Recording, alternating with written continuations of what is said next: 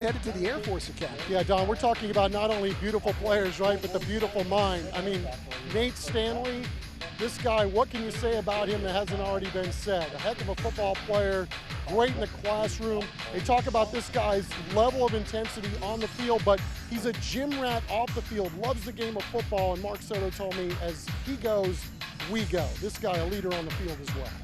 This is going to be a very special night here in Converse, Texas. It's homecoming for Judson. It's Clemens and Judson. And when we come back, we will have our Gomez Law Firm keys to the game on TNM.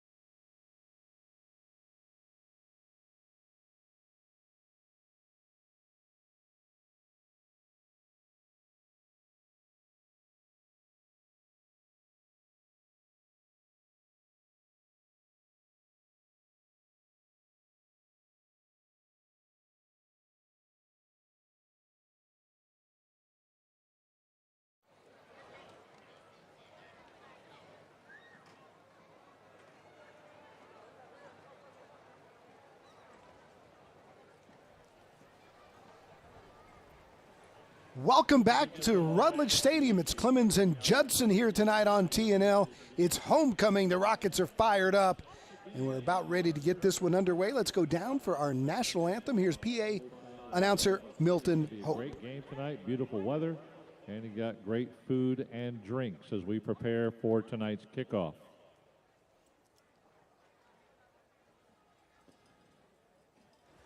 Ladies and gentlemen, at this time, we ask those that are able to please rise and remain standing for the presentation of the United States colors presented by the Judson High School Junior ROTC Color Guard.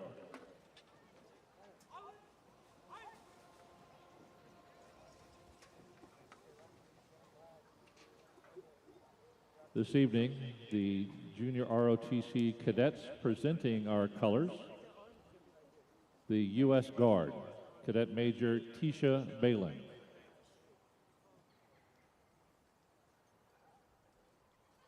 The U.S. flag, Cadet First Lieutenant Maria Bernhardt. Carrying the Texas flag, Cadet Airman Zariah Kelly. And the Texas Guard, Cadet Technical Sergeant Alexa Serrano. Please remain standing and remove your hats as the Judson High School Choir pay tribute to our great nation, our men and women in uniform throughout the world, and all of our veterans with the singing of our national anthem under the direction of Elizabeth James.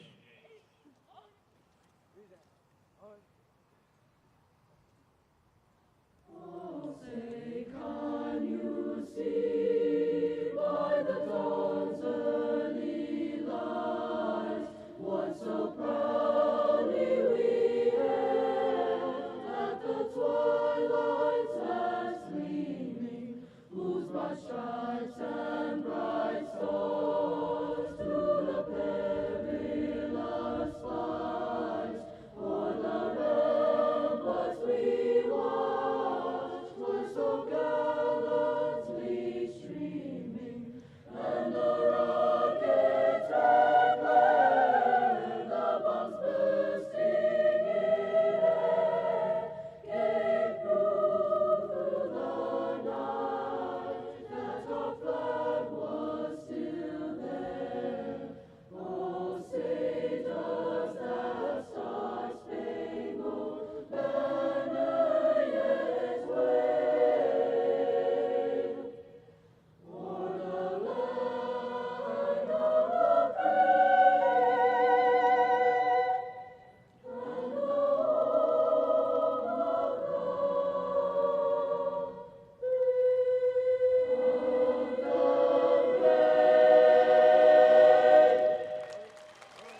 Coverage of tonight's national anthem is sponsored by the Vietnam Army Grunt Museum.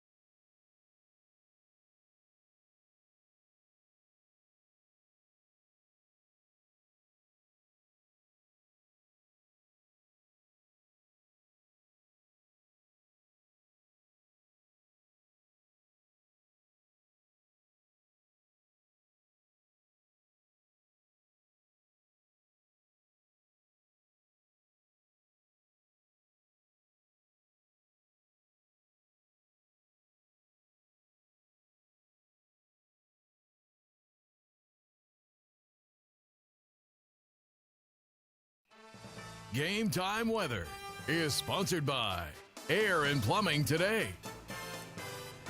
Man, it's a perfect 84 degrees for football night at Converse DW Rutledge Stadium. Judson and Clemens. Our Rhino Roofers kickoff will be fielded right at the goal line, and the Clemens Buffaloes bring it out across midfield and break it. Across the 35 to the 40, down the sideline, and gone. An opening night touchdown return for the Clemens Buffaloes. Christian Dupree, the wide receiver, took it in and took off. Well, one of the keys to victory for this Clemens Buffalo team tonight, Don, special teams. And what do you know? Opening kick, Christian Dupree takes it a hundy to start this game, and speed to burn. Very well done for Clemens, coming out and firing the first shot here tonight. Our first opening night kickoff return for a touchdown for the season on TNL, as Clemens quickly says, "Hey Judson, happy homecoming." And you're not kidding, lightning in a bottle. I mean, we're just trying to settle in here, and hey, we got us a football game here to start. There we go. You got to win the turnover battle tonight for Jared Johnston's bunch. We talked about the special teams. It was interesting because Jared Johnston was worried about Judson's returnees, but he got him one from one of his guys. And then you got to be patient tonight, Don. On offense, if you get some 3 and outs, don't worry about it. It's a long game. And then on defense, you do not want to give up any home runs. Yeah, that shades of Freddie DeBose. Remember that young freshman from Clemens that we had a couple of years ago? Well, we knew we were going to get athletes all over the field, and it's always nice when you start a ball game right there with a little firework explosion. Look at Chris Kotfus. He's got the flashback. Watch out. Freddie has since transferred to Smithson Valley. In a sprint. Forget that angle. You ain't going to get him. Touchdown, Clemens! 2 years ago on TNL. How good is Chris Kotfus? And the boys in the truck, man. Say it here, comes out there. Judson will try to answer. Here's Miles Davis. This kid is a Texas A&M commit. He is the real deal. He finds a seam. He's breaking it across the 30 to the 35. He's still on his feet. You gotta Watch be kidding out. me. Davis to the 40. Gets a block. Got to get one more. Touchdown. Judson answers. Are you serious? Just when you thought you'd seen it all.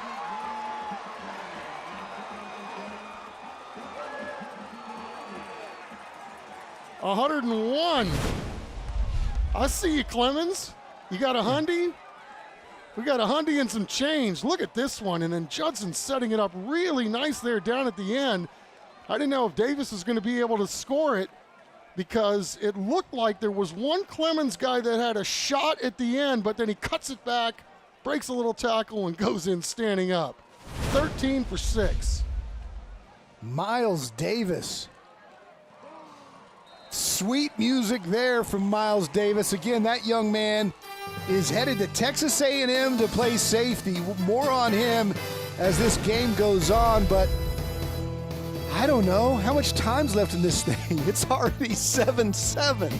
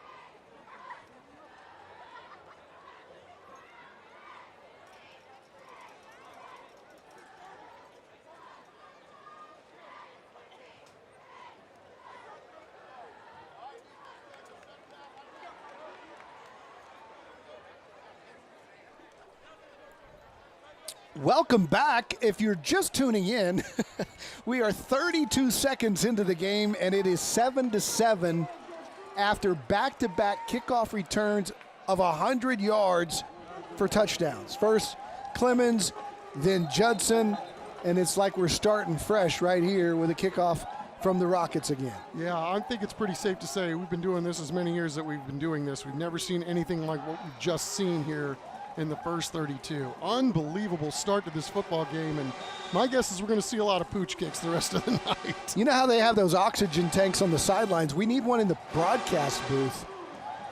Exciting times here. Here's another kick. This one's fielded 4 yards deep, and can't blame him for thinking optimistically there, wanting to almost bring it out. Instead, the Clemens Buffaloes will see their first offensive series of the football game, and that will bring out quarterback Nathan Alvarez and the Buffalo offense led by running back Josh Jackson. He's an all-district performer from a year ago as a sophomore, just 5'8", 170, but he's had a very productive season, number 4 that is.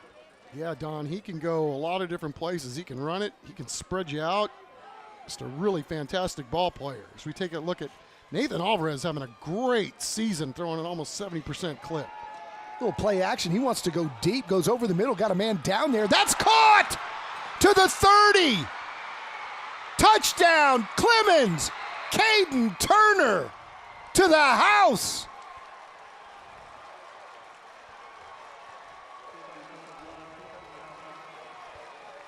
This is absolutely stunning what we're seeing here tonight.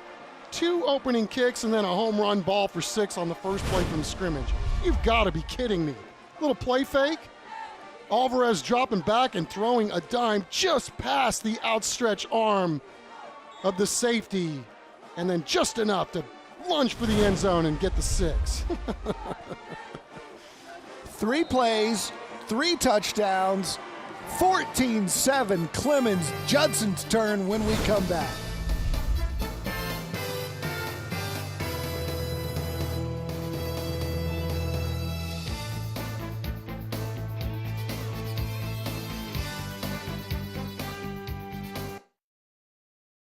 Said it.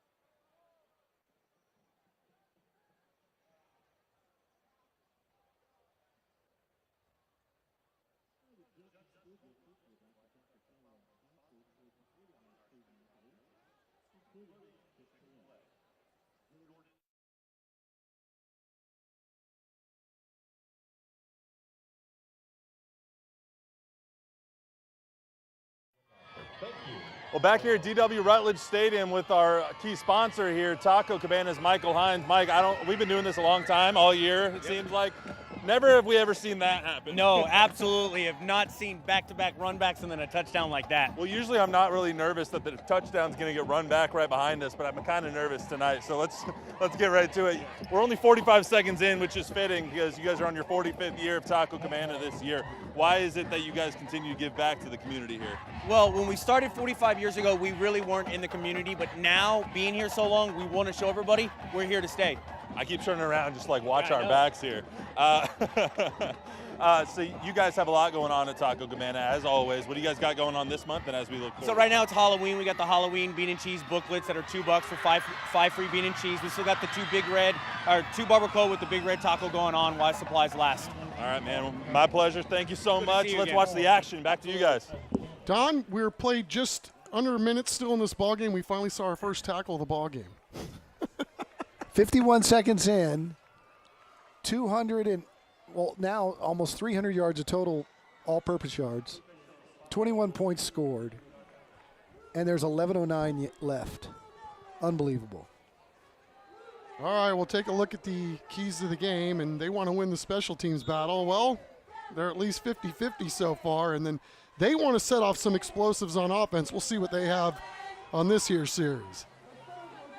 Judson's going deep. At just over the outstretched hands of the wide receiver intended there for number 17 of the Judson Rockets. That's Kenyon Smith. Nice ball by Elijah Favela. It sure was. I mean, nothing wrong with Elijah's arms, that's for sure. But this guy's been making plays all year, just a junior, and apparently he's really good at basketball too. It's a big young man as the Clemens defensive line shuts that down. Good job up front by the Clemens front four. It'll be 3rd down and 9. Here's a look at that Judson offense. Jack Call, one of the coach's sons, plays wide receiver. He's a talented kid. Terrell Smith III sitting this one out tonight. Favela looking over the defense, fires. That ball is caught, and that's good enough for a San Antonio Zoo first down. Yeah, Andres Rojas making a nice play right there. And Favela doing a great job hanging around in the pocket because I'm telling you, Don, 99 Jordan Yalowski is something to behold at the DN position for Clemens. Run right up the middle. It's Nate Stanley. We talked about him pregame. Nice little first down run there. It'll be 2nd down and 5 as we look over that Clemens defense. Of course, Paul Mankey, the 2-time All-District 4-star recruit, going to Duke, as we talked about in the pregame. Also got a senior-led defensive front as Favela swings it into the flat. There's Stanley again, and he's close to the marker for another San Antonio Zoo first down. Looks like they're going to spot him just about a foot short. Nope, they move the sticks. And as you take a look at Nate Stanley's numbers, you know, Don, the one thing we didn't mention on the pregame is this young man's already committed to Air Force too. So, you know, again, these guys are not only great ball players, but you talk about what's going on upstairs in that mind of theirs. It's really, really special individuals. And in motion for Judson. Favela fires the slant. Nice fake to Stanley. That cut the ball to the 21-yard line. Ball complete to Davian Watson, and ran a nice route. Boy, Favela puts it on you in a hurry. Does. Really nice job on the slant. Quick hitter. And moving the sticks for the Rockets, who are trying to counter what's been going on in this football game. And we talk often, we see some of these games turn into ping pong matches. This legitimately has been just a few minutes in.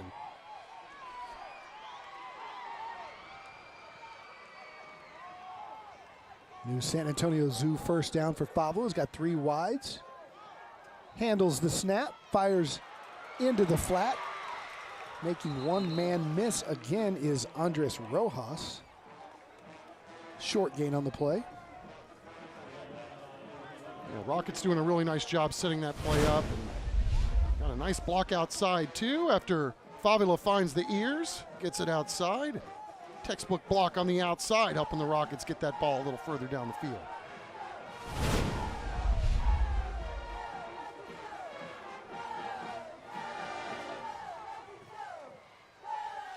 Stanley off tackle. Cuts it inside the 15 as they move inside the Central Med red zone. He's dropped there about the 12-yard line, short of the first down.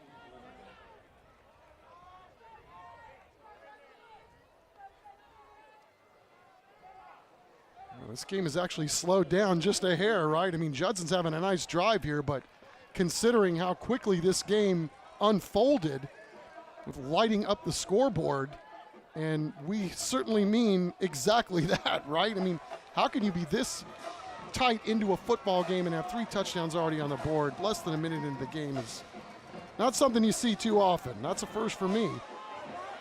Stanley again, cuts inside, gets close to the 10, close to the marker. Kind of a busted play here, but he made a little something out of nothing. Where are you?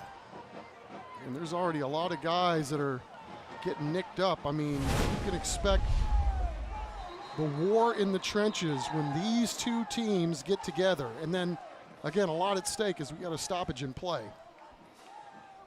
Timeout on the field. We'll take it with them as it's an injury timeout as they take a look at one of those Clemens Buffaloes. It's 14-7, and we've still got 7 minutes to go in the first quarter.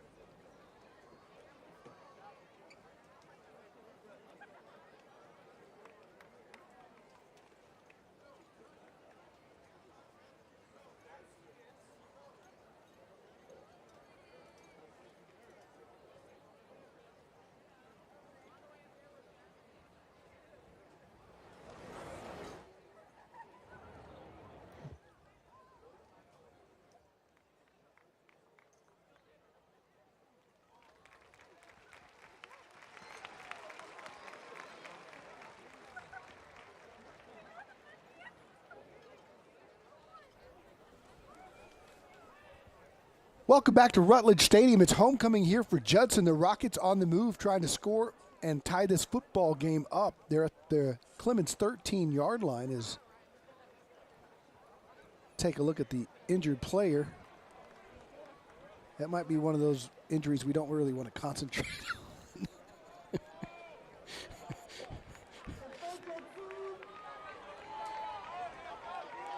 Well, we've all been there. 4th and 1.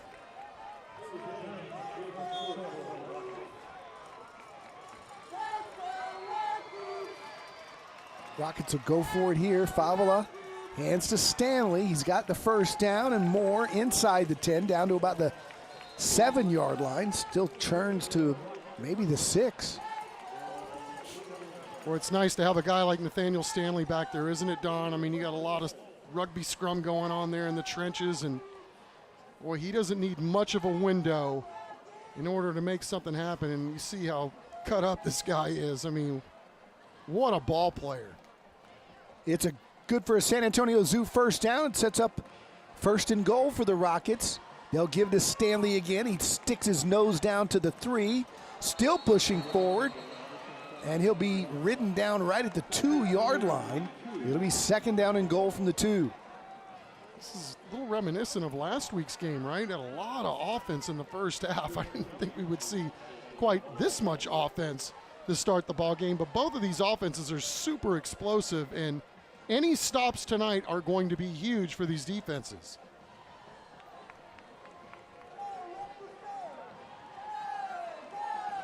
Rockets will scrimmage from the 2-yard line. Favila again to Stanley. He was caught in the backfield, but I thought he may have gotten in, but they're going to mark him down short of the goal line. Good penetration by Clemens. Stanley carried the tackler forward. I thought he broke the plane, but I guess not. Trying to pick up the number on that. Was that number 22? 72 or 22, that's for sure. Zir Cumby, it's a great job, whatever, on the run blitz to at least get a stop there on second down. Now we'll see if the Clemens defense can be just as stout here on third. Man, with Favola's size, why don't you just sneak it? Because they'll go to Stanley. He dives and he gets it. Nate Stanley, touchdown, Judson. The Rockets are an extra point away from tying this thing up.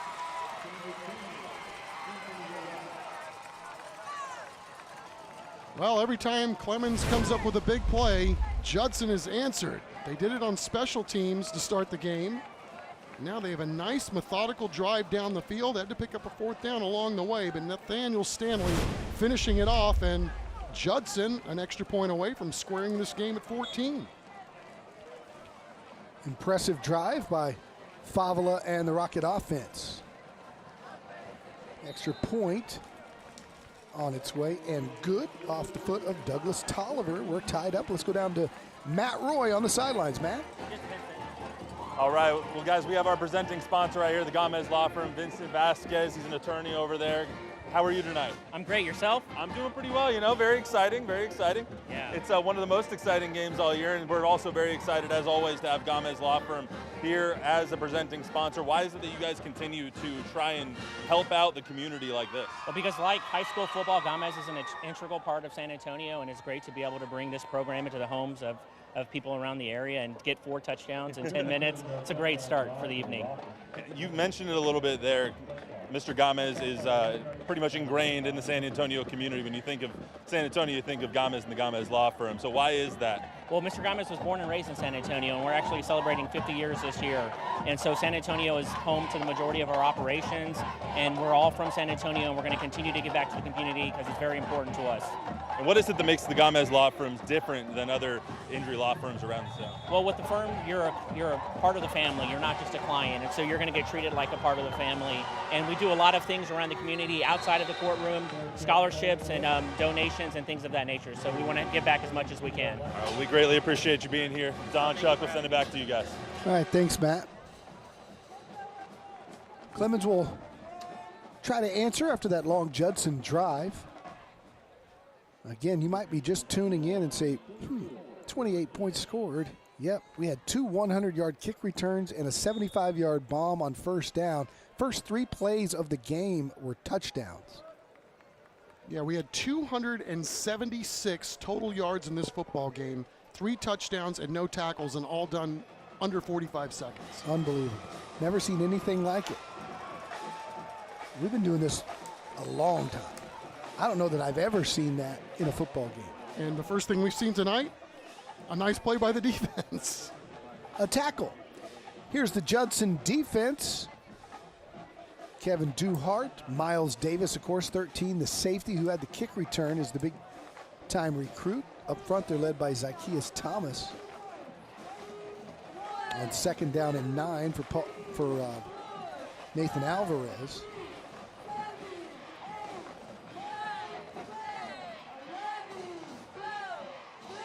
Turns and hands. Good job by the Judson defense to get behind the line and make the tackle. It's big number 94 for the Rockets, Eugene Keno.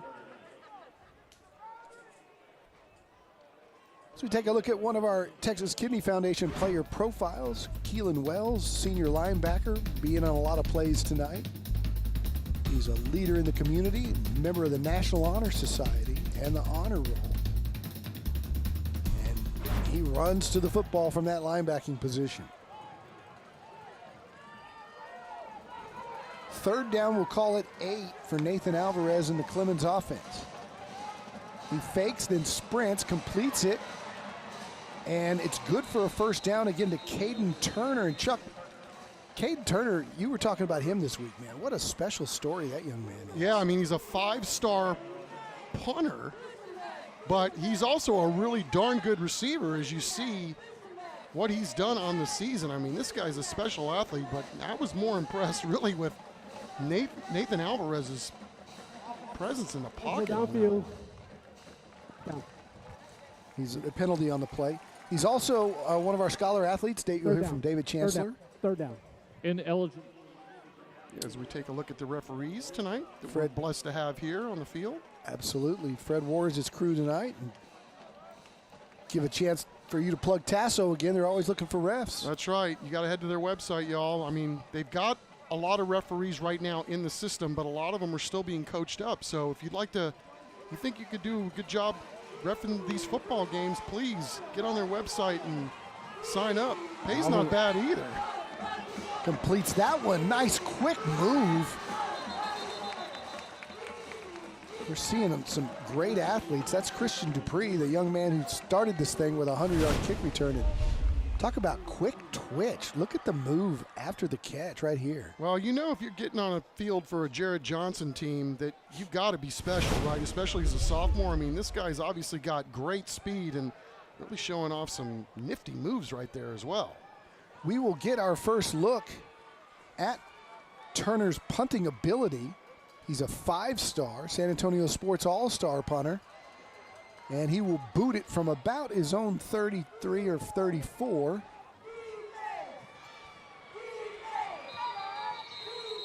Or maybe not. Penalty flag's down.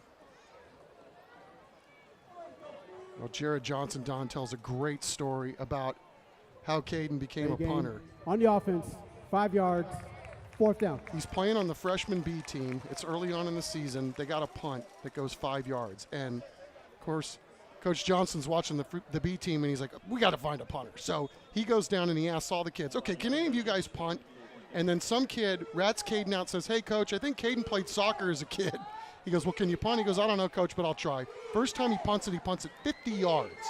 And so Caden goes to Coach Johnson and says, hey, Coach, am I the B team punter? Uh-oh, Miles Davis is off to the races again, and Caden has to bring him down at the 45. So to finish the story, he asked the coach, am I the B team punter? And he goes, no, son, you're the varsity punter. Get on the bus. We're back in 15 seconds. Do you know a San Antonio teen in 7th to 12th grade looking for ways to get involved in the community? They can apply to be a Project Worth Teen Ambassador today. For more information, visit our website or call 210-207-8850. Kicked a good spiral there, just didn't get up quite high enough, and it went right to Davis, who had a nice return into Clemens territory, and the Rockets have it at the 45. They complete the little bubble screen. Goes for about 4, but big number 99, Jordan Yalowski, there to just wrestle the Rocket to the ground. I'm telling you, this guy, you walk around down on the field before the game and it's like, who's that? Oh, he's a junior. Really? I mean, he's already made a couple of big plays in this game. Little bubble screen to the other side. It's Stanley. Stanley still on his feet. Boy, Stanley gets yards after contact. They'll mark him all the way forward to about the 37.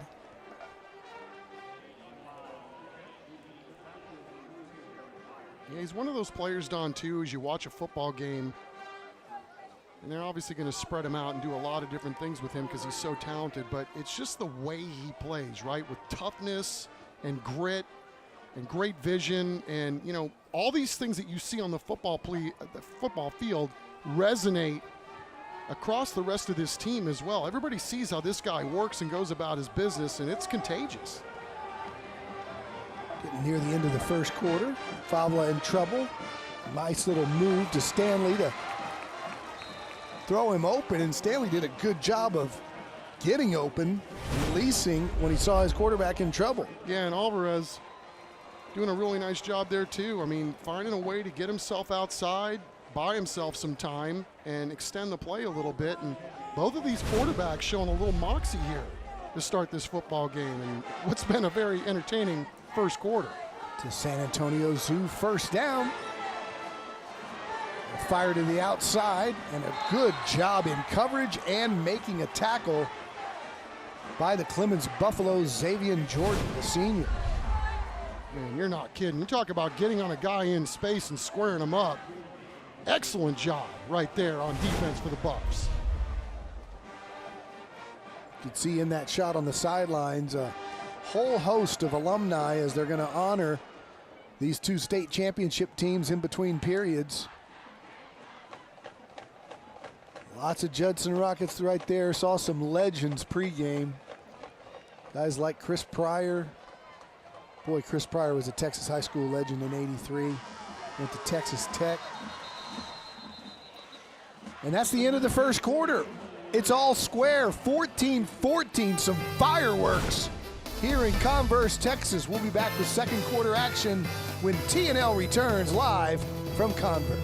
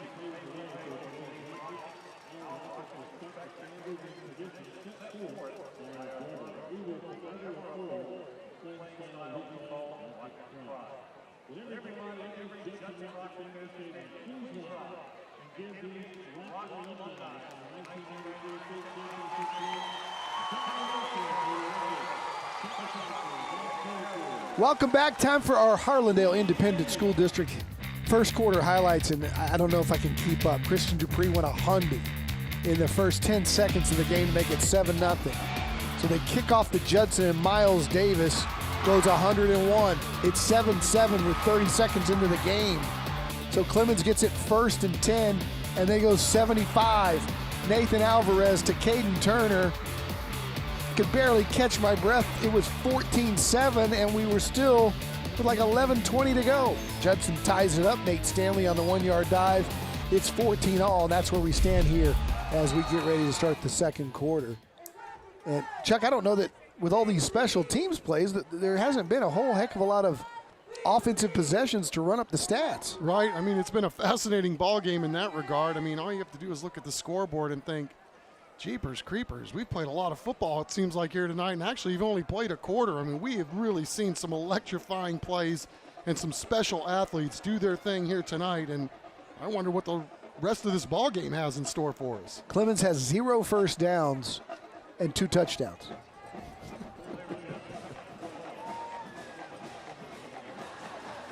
Rockets have the ball in Clemens territory. Ball spotted right at about the 28-yard line. It's second down and 11. Favela back, fires deep, got a man down there, one-on-one coverage, and just overshot his intended receiver, Deshaun Kendrick.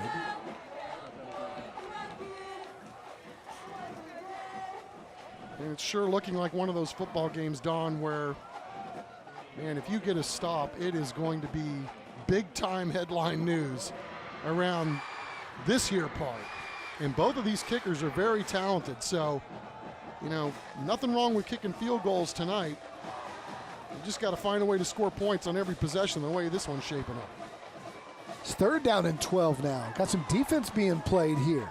Favela wanted to swing it in the flat. Now waiting, swings it down the sideline to Stanley. Stanley's going to get near the first down. Or did he step out of bounds further back where the official's standing? They're going to call him out of bounds at about the 22. We'll take a look at it. Yeah, Favela just doing a great job of climbing the pocket, right? He's got pressure all around him, but he's finding some space, and then he knows where to go with the football if you want a shot at that first down. Great job, great vision by the quarterback of the Judson Rockets. The official all over it. Good spot, so that will set up a field goal attempt by Douglas Tolliver, the senior. He's 3 for 7 is the left footer. Ball spotted at the 28. It's a 38-yarder. It's high and it's short. And so the field goal is no good. Just kind of got under that one with a gap wedge. kind of shot it straight up into the air. Yeah, he's got a heck of a leg, Don, and they had a little problem with getting the ball on the ground there. Not to mention, he is kicking that thing right into the teeth of that 9 mile an hour wind that you spoke about. As we said, it's a special night here at Judson. For more on that, let's go down to Matt Roy. Well, guys, it can't get any more special than with Mr. D.W. Rutledge here. Coach Rutledge here for 21 years, 4 state championships. The accolades, they go on and on. How are you tonight, my friend? Doing great, having a good time, enjoying seeing all the guys. And, you know, for the 93 bunch, it's been 30 years, and then we're fixing to celebrate the 83 bunch, and that's a 40-year anniversary for them. I mean, 30 years since that championship. Does it seem like yesterday? It seems like yesterday. It does. It does. I mean, you guys are going to have to come back in 2 years and celebrate the 95 team too, right? That's right. That's right. We were just talking in the break. How weird is it for you, and how much of an honor is it for you to have this stadium named after you? You don't really grow up thinking like, you know, I really want a high school stadium named after me, but here you are. Well, it's a really an humbling experience, and surreal. You know, it's and something that I'm proud of. I love working here. I love working with the kids that grew up in this community, and boy, we had great mamas and daddies, and they worked so hard with their kids. And we tried to reinforce the values that they got at home, and it was just a great community to work in. And Coach, as you see Coach Soto now kind of carrying that torch for you, being the next generation, what's your message to him as he continues to try and take your legacy and take the legacy of Judson football to the next level? Yeah. Well, I tell you, Mark is working really hard, and he's doing it the right way. He's coaching those kids to be good men first and good athletes second, and I think that's really an important approach, and he's doing that. He puts the character development and those things out in front of the physical development, and that's, to me, that's coaching the right way, and Mark's doing it that way. So. He's just trying to live like you, my man. Well, thank you so much, Coach. It's been an honor to talk to you guys. We'll send it back up to you. Thanks. All right, thanks a lot, Matt. One of our favorites. One of the favorites in the state of Texas. I've said this before. I think he's one of the most important figures in Texas high school sports history, because after his legendary coaching career, he became the executive director of the Texas High School Football Coaches Association, or Coaches Association. And he implemented, there's Coach Rackley. He implemented the Coaching to Change Lives textbook that went to every school in the state of Texas. Speaking of legends. And it really did change the lives of so many kids around the entire state. That ball completed to the outside, and right on cue, here up here in the booth. Sit down, Coach. Let's sit you right here. We've got the legendary Frank Arnold. Now, DW's name's on the stadium, but DW was the defensive coordinator for Frank Arnold in '83 when Judson won their first state championship. The coach joins us up here in the booth now. And, Coach, you can say it. You taught DW everything he knows. No, I felt blessed to be able to hire him. And, you know, at the same time, in '80, I hired Jim Rackley and John Snowdy and a few others. And luckily, they made me look real good. Now, you were at Holmes before. You were at Holmes in 75, 6, and 7. Yeah, and you had good squads there. We went to the quarters. And of course, lost to Churchill a couple of times. Say that again? Churchill. But you know, great coaches make the head coach look good, and they did a great job. I always say I was in the right place at the right time. When you came to Judson, it was a different kind of – it wasn't the big Judson that we know now, because it had gone from a 2A school to a 3A school. What was Judson like? What made you take the job? Well, first of all, my high school coach was Roy Wallace, who was athletic director here, and he was kind of my mentor throughout. He always told me he wanted me to work for him, and it just happened right. You know, so he was a guy that could make things happen for us. He helped our program so much from the standpoint of needs to bring the program up to where it needed to be. And he gave us all the tools to make it right and got all the approvals and what have you. He was a great man and loved him to death, and he just felt like he was a father to me. So you win the state championship in '83 with Chris Pryor, legendary player in Texas high school football. And then you retire and just hand it over to DW. Why'd you get out at that time? Well, Roy Wallace was not supposed to retire as quick as he did. Okay. And he came to me and told me he was going to retire before he really talked about making the plans. But I had to make a decision, and I never wanted to be a vice principal or anything of that in the school administration. So I was fortunate that they allowed me to be the athletic director. And it's just a different community. When I came out, nothing but farmland on FM 78, but we served 5 communities, and our numbers were big because of that. And it was a great time to be here. Yeah. Great coaches, great kids, fun time, really was. And you couldn't have picked a better replacement than your defensive coordinator, DW, who took it kind of one step further. Nice ball completed there near midfield. Great catch. And DW and you together, you were here as the athletic director, started what turned out to be one of the great dynasties in the history of Texas football. Well, he just elevated everything that in our program and made it better. He's a fantastic person, and that was a whole key to our program. We thought we're hoping to make kids better people, and surely they'd be better athletes if they could be better people. I was talking about that when you walked in, that coaching to change lives philosophy, and how he took his success at Judson and basically handed the playbook to every single coach in the whole state of Texas. Right. It's just tremendous. Him and Dennis Parker was involved. He was our offensive coordinator eventually, and I became just head coach. And they, like I said, I became a better coach when they were running the offense and defense. What are you up to these days? Trying to live with my neighbors. Some of my neighbors are hard to live with. I bet you. I've heard that. Your dad and mom are great people, and I try to stay well enough to play golf that I don't complain about it. I've seen your golf cart. It's a Judson helmet. It's painted in that primer gray with the red. No, Judson. That one Judson. went by the wayside. Oh, you wore that one out? Yes, I did.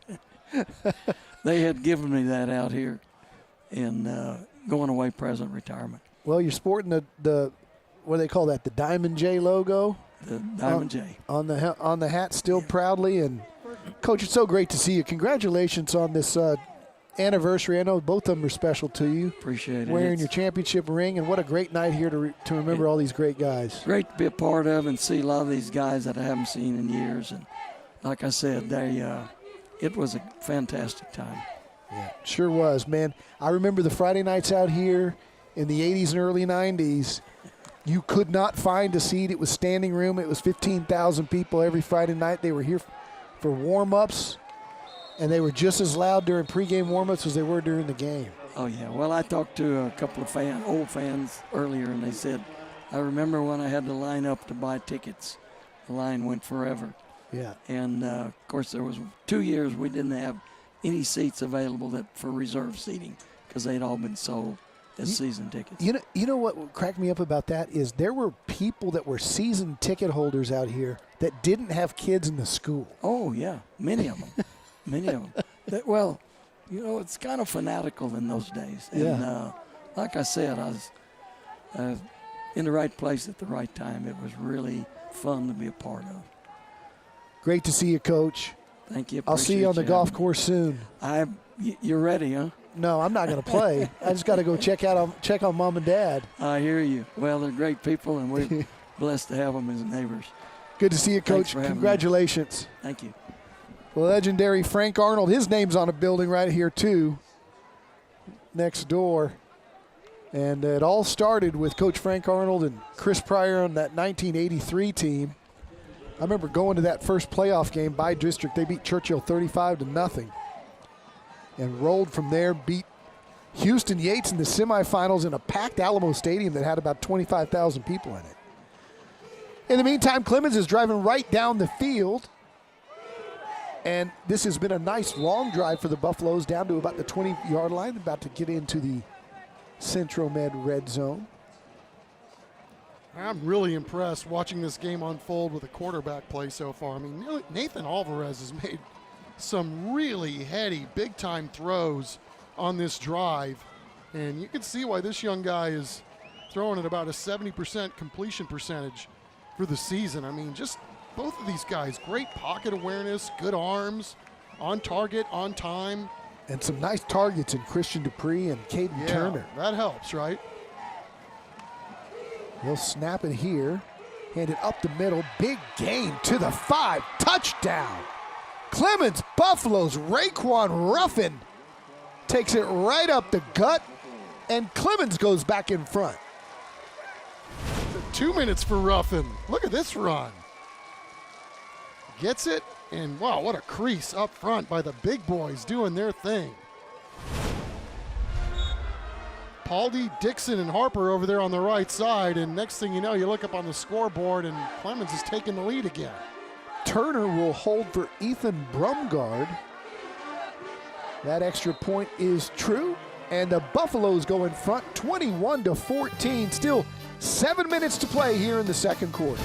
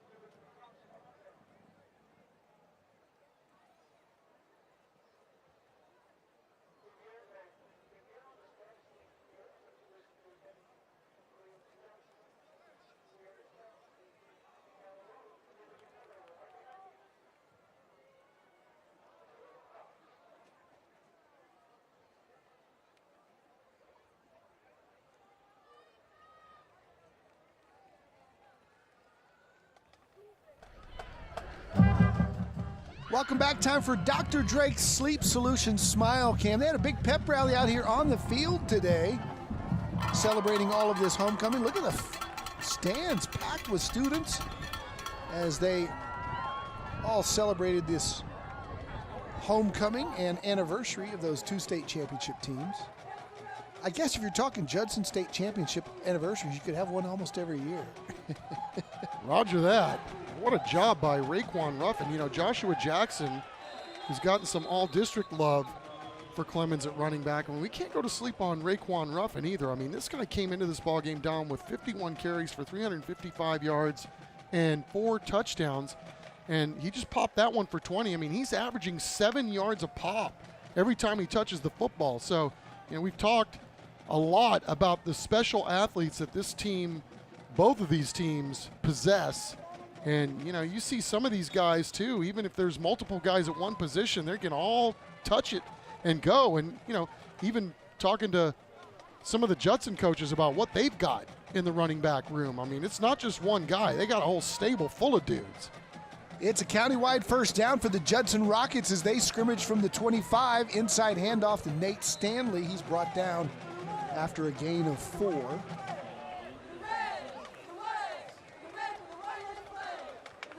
Nice one-on-one tackle there.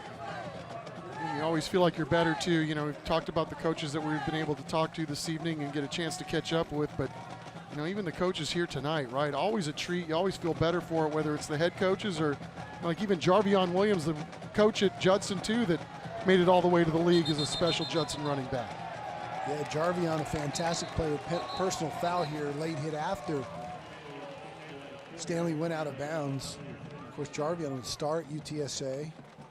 Talk about a great young man. He's coaching to change lives too. Doing a good job here. Personal foul on the defense. 15 yards, first down.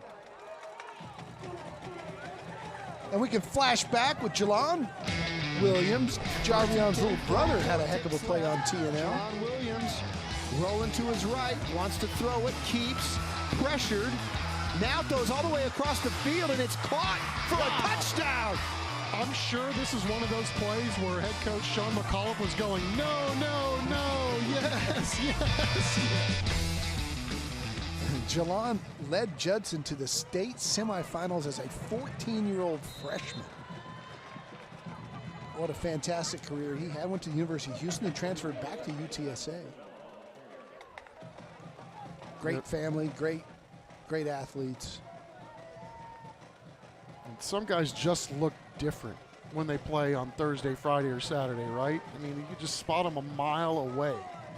They stand out either because of size and speed or just because they're so electric when they're running around. You can see them with ease. And Jarvion was such a physical back in high school and college. I mean, linebackers just didn't want to tackle him. He would make you pay. Yeah, and one of those guys that felt like it was important, too, to stay at home, right? And help build that UTSA program into what it is today. And again, you're staying at home, and then you got all these guys going to the league. I mean, what they've done at UTSA and how they've done it is just remarkable. You know, obviously, they get a little more recruits from the outside now, but early on, it was just keep the guys that we got here. Favola going deep. Got a man down there, stumbled, receiver stumbled and allowed the defender to make a play on it, and it was almost an interception there by Xavier Jordan, who read it perfectly. Again, poise in the pocket. Both of these quarterbacks really showing out here tonight in the first half of this football game.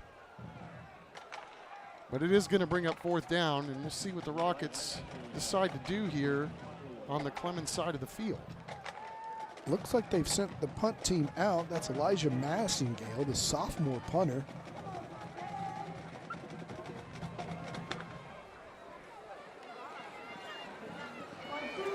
And he'll put his foot into it right at midfield. Low squibber, takes a hop and fielded and knelt down there at the 12-yard line. Clemens will have a long way to go when we come back. 5 minutes to play here at halftime. It's 21-14 and a classic on TNL.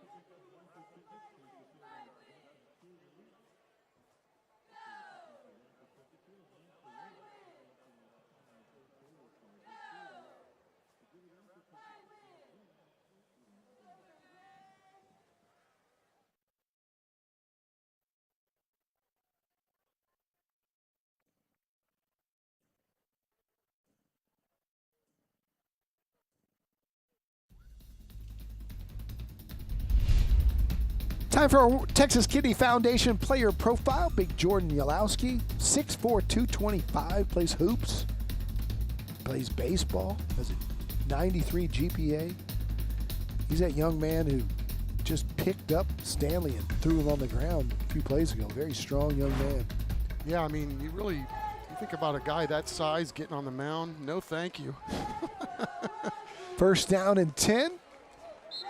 Run it off tackle for about 1.5 yards as they go back to Josh Jackson.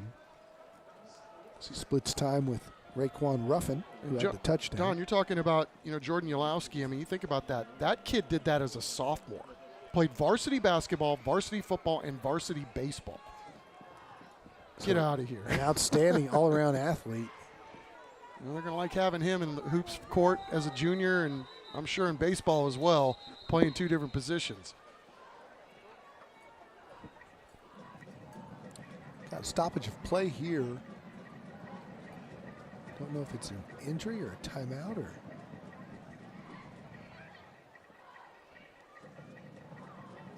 Jared Johnson's come on the field. Get some sort of explanation.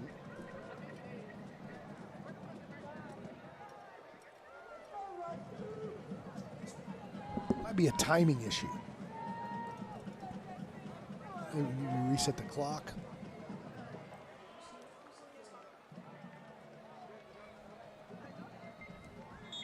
They put it in place. 2nd down and 6, we'll call it, for the Buffaloes. Inside handoff. Nice gash for Jackson. Still on his feet. Jackson's got a countywide service company first down all the way across the 25 near the 30. Don, we talk about honoring all these great Judson football players. How about Jackson? You know who his dad was? He was on the 95 state champion basketball team for the East Central Hornets back in the day, remember? Oh, yeah. He was one of their best players. So, I mean, you talk about some of these guys with fathers that were just elite level athletes and players and on winning teams. Jackson's popped too. Oh, what a team that was. Stan Bonowitz.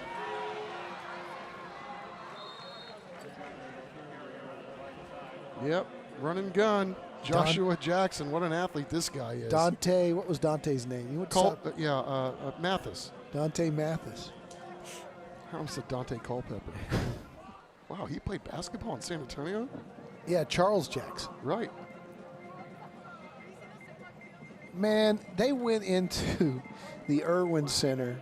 I'll never forget that game. Dallas Carter was talking so much smack, laughing at him in the pregame warm-ups. Pretty close first half. In the 3rd quarter, they ran them out the gym. Here's Jackson again across the 40 to the 42. Won by like 30. Bonowitz was hitting threes. They were running that old, first available shot. East Central offense. Coach Bonowitz' philosophy was, we'll give up 120 as long as we score 121. Fun to watch. Oh, man, it was fun to watch. Yeah, that's still easily one of the coolest things I think either one of us has probably ever seen doing this as long as we have. Yep. First down here, countywide first down for the Buffaloes. And it's Jackson again, and he goes forward for about 3. Did not have a lot of size on that East Central team. I think the tallest guy might have been 6'3". But the best part about that team was since the 7th grade, there were 8 guys that were brothers. They just loved each other, and they went everywhere. And they played open gym 365 every day. They went and looked for a game. There was no AAU back in those days where they played a bunch of organized. They would just go to a park somewhere and take on all comers. And the chemistry that they had was what made them so special. Nice completion there to Christian Dupree. Of course, Coach Bonowitz and his son Stanley, both in the San Antonio Sports Hall of Fame.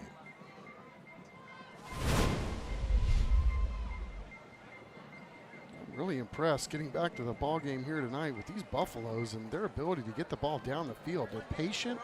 The receivers run great routes.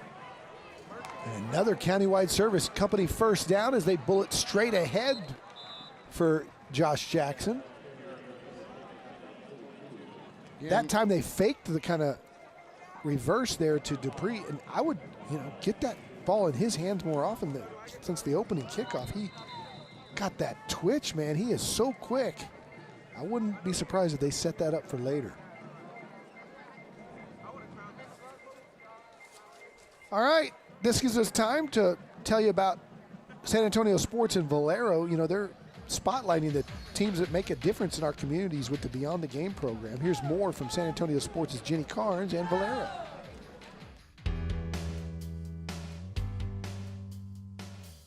Beyond the Game is an initiative that works with all of our school districts to encourage high school and middle school teams to make a difference within their student population and serve our community.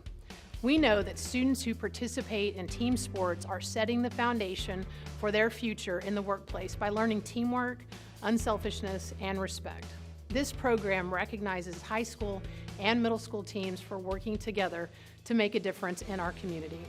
The values of integrity, respect, teamwork, excellence, and community service are the backbone of Valero's long-standing culture, and we are honored to partner with Beyond the Game to recognize these exceptional students in their endeavors. Having Valero as a teammate for Beyond the Game will help this program continue to positively impact more teams, coaches, and families. 4 teams will be recognized during the San Antonio All-Star football game in the Alamo Dome. If you want to nominate a team, you can visit sanantoniosports.org and learn more about the program and nominate your team today. Coming up, don't miss the Central Med halftime shows. Boy, the bands are getting good. They're all got their fall programs down by now, their competition programs. Last week was just spectacular. And whenever you go to schools like this size and you get those 300-member bands, it's really fun to watch. Yeah, it's homecoming night too, so we're going to get to see who the king and queen are.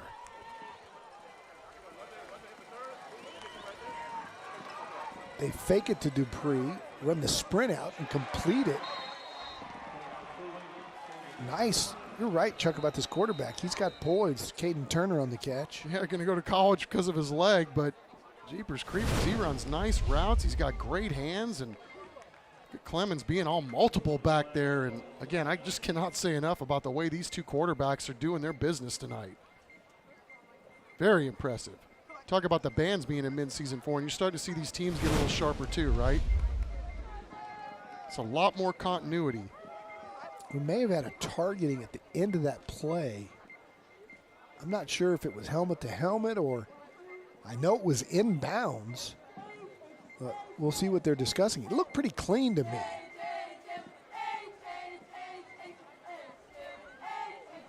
I thought it was clean. Well, while they're sorting this out, we saw Jackson kind of go off to the sideline, and he's missed the last couple of plays. We'll see if he returns to this ball game, but right now Clemens is moving the ball down the field. Personal foul, targeting on a defense, 15 yards, first down. All right. I thought there might have been number 4 here at the end, helmet to helmet, and it was. Crown of the helmet to the helmet. It's a good call.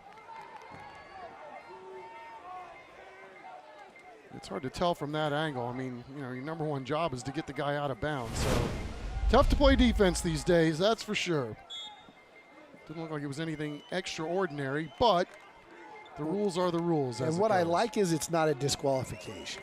You're not throwing anybody out. Right.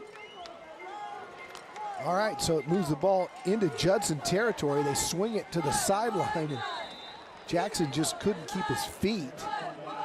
Well, it's just good to see him back in the game. As you see, Coach Johnston wants tempo here. Try to get this one in as we wind under a minute to go in the first half. Inside the Central Med red zone, 48 and ticking. Alvarez again into the flat. Get into the hands of their playmaker, Dupree, but good defense by the Rockets to come up and stop it. That's Keelan Wells, who came up with, as you said, bad intentions, making the play there with his teammate Devon Larice. Let's flash back to 2016 for a little goal line defense inspiration. 1 on 10 here is Bryson Carroll. Going to take the snap, going to keep it himself, and he's stoned again.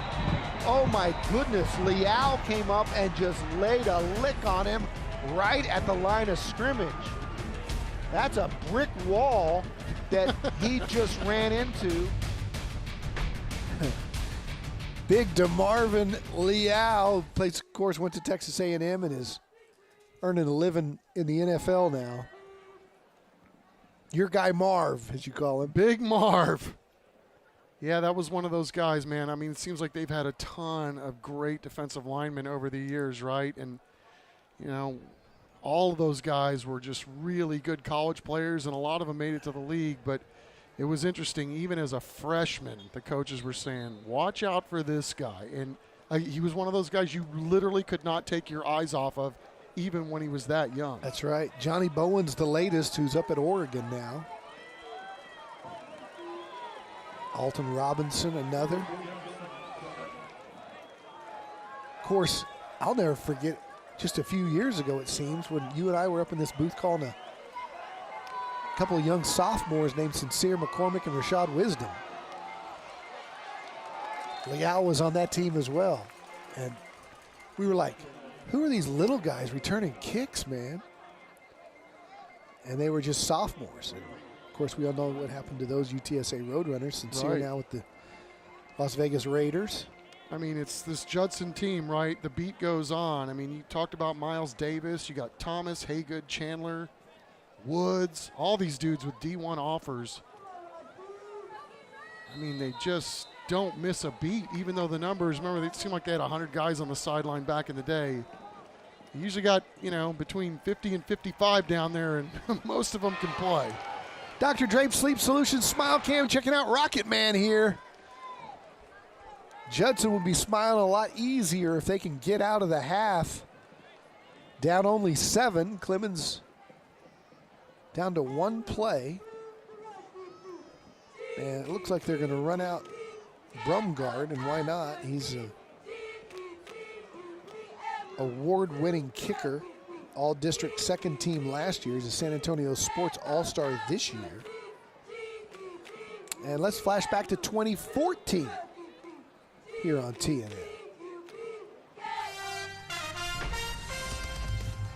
As Young buys some time, he's got a man wide open.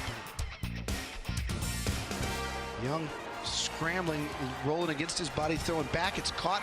All right, first down and 10 for Josh Young and the MacArthur Bramas. Ball's caught. Touchdown. What a dog. We know that guy, Chuck. What's he doing these days, Josh Young? Holding it down, and holding it down mighty well for the Texas Rangers. Well, I just can't believe that what he's battled through to get back onto the field. Maybe we'll get into that as the game goes along, but Ethan Brumgard, this dude headed to Air Force, 5-star kicker. Let's see what he's got at the end of the half. It's a 30-yarder, low snap, good hold though, and gorgeous kick right down Main Street. That makes it 24-14 as Zeros go to the half.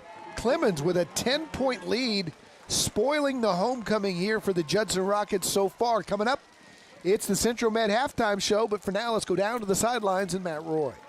So Coach Mark Soto joining us here. Coach, the game started out just about as prolific as it could. How did you guys settle in after that and try and get some stops on defense, get some plays on offense? But as you go, you have to settle in. I mean, there's going to be two good ball clubs. It's a backyard brawl. Those are good guys over there, and they do a great job. And, you know, Judson Rockets got to play with a little bit more passion right now. They need to get after it a little bit. Coach, they're trying to take the air out of the ball, it seems like, on offense, keep the ball away from you. How do you stop that in the second half? You got to man up. All right. Can't say better than that. Mark Soto, all business right now. I bet you his Rockets are getting ready to get an earful from Coach Mark Soto. Love him. When we come back, stick around for those band scholar athletes. David Chancellor will have that. It's the Central Med halftime show next.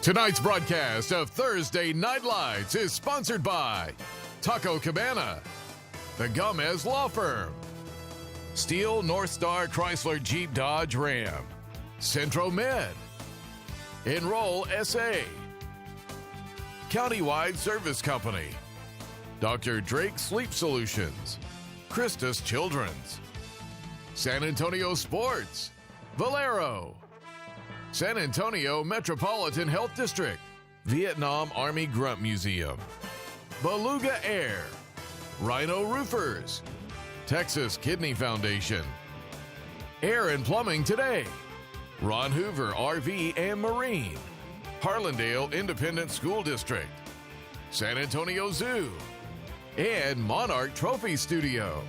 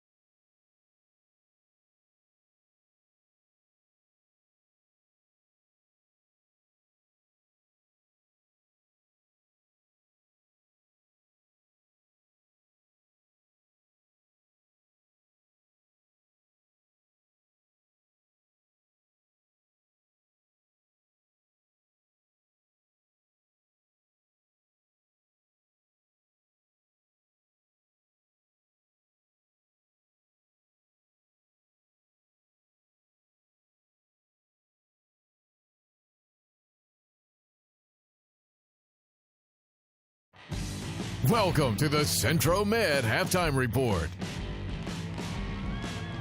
Welcome back here to DW Rutledge Stadium, where we have something that we've never seen before, I don't think, here on TNL or any of my years watching football. We started out the night with the opening kickoff being taken back by the Clemens Buffaloes, then the ensuing kickoff taken back by the Judson Rockets, and then the first play from scrimmage from Clemens on the next possession, a long touchdown, 14-7 within the first 45 seconds. Now it's 24-14. It's just a wild evening here at JW Rutledge Stadium. But right now we got the Clemens Marching Band on the field. They're led by director Matt Baining. Their assistant directors are Zach Soretta, Rob Wheeler, Angela Muckenfuss, and Amber Martin. There's 251 students in this band, and they're doing a show called Revolution. They say their season's going great so far. They got so many hard-working students that put together a great show. They're looking forward to this Saturday at Rutledge Stadium, 9:15 p.m. It's going to be the UIL Region 11 marching contest. Let's listen in.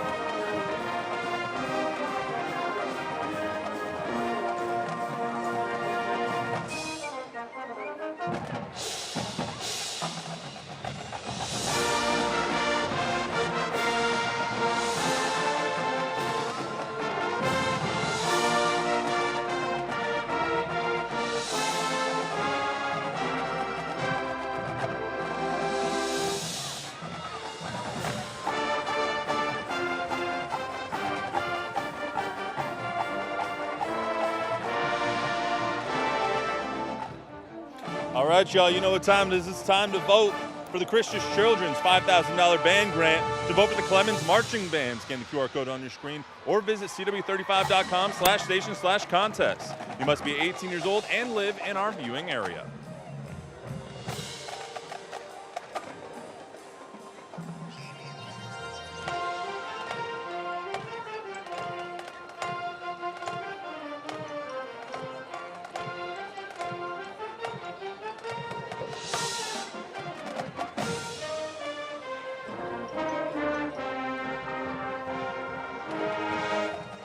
San Antonio middle and high school athletes are doing great things for our community. San Antonio Sports and Valero are shining a light on teams and individuals who model key values through their actions. This week, we salute 2 schools whose community projects demonstrate beyond the game values. As part of their Minutemen Read program, Memorial High School's football team visited 6 elementary schools, reading to students in both English and Spanish and making an impact on the next generation. Marion High School's football team served their community by sweeping and pressure washing sidewalks in front of Pinshorn's Meat Market in preparation for their 50th anniversary celebration. These athletes demonstrated the beyond the game values of integrity, respect, teamwork, excellence, and community service. San Antonio Sports and Valero salute high school and middle school coaches who inspire their athletes to serve others. Parents, teachers, and coaches can nominate teams and individuals that go beyond the game. Visit sanantoniosports.org.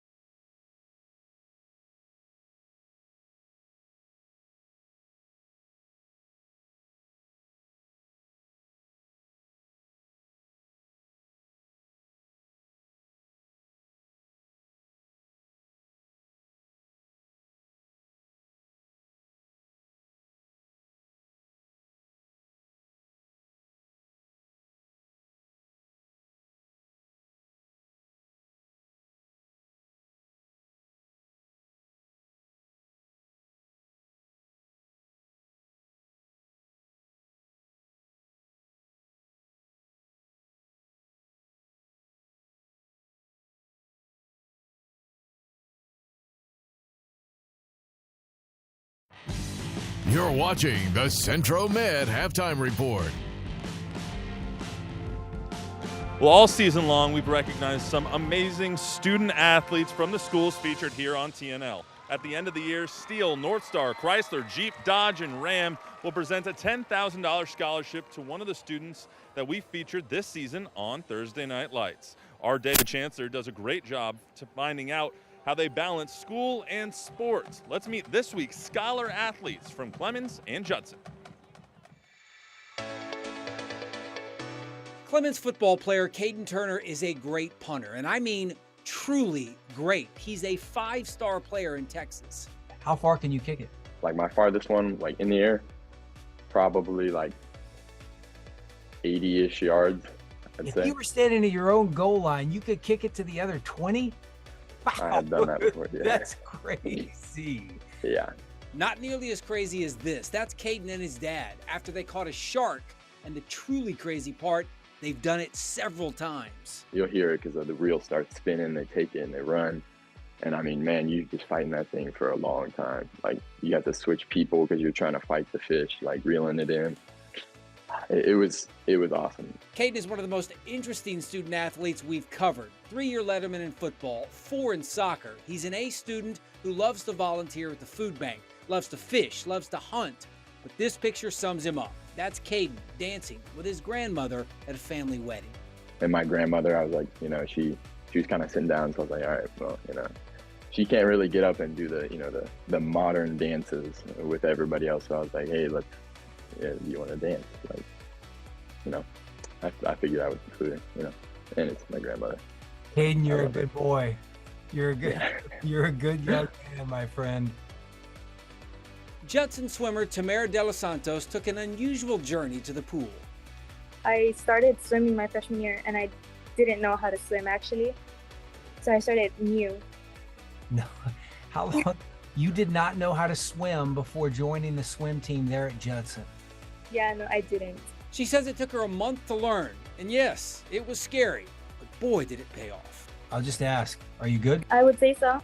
Yeah, that's awesome. If it wasn't for swimming, I honestly wouldn't have the friends I have. I wouldn't have the mindset I have. And it honestly changed me from who I was. I'm assuming in a better way. Yes. She says the sport isn't just something she does, it's part of her, and it's why she doesn't mind the 2-hour practices. Great lessons on time management and goal setting, 2 things that should help her dive into a future she hopes includes veterinarian school.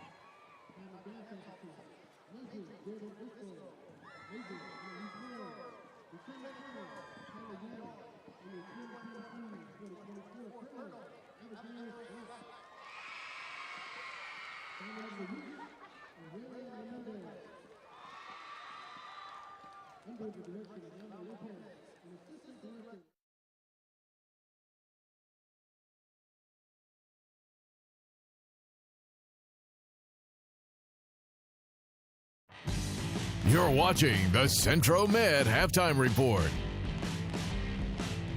And now it's the Judson Rocket High School Marching Band on the field now. They're coming off a very successful Rocket Review weekend. They'll do their full performance after the game.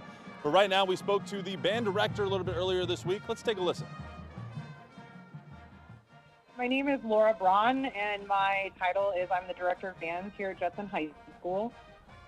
This is my 5th year at Judson, the 4th as the head director. We have a really awesome show this year, and it's called Night at the Opera. But for this halftime program, we're actually doing something special with our 8th grade students, and it's homecoming. So we will be doing our show after the game instead of at halftime because we have a special halftime performance. We've been to 2 competitions. Last weekend we hosted our own competition, so technically we weren't competing, but we still got really great judges' scores. We're really looking forward to being at UIL contest this Saturday to compete and find out if we make it to area contest for the 21st in Leander, Texas, or Cedar Park, technically.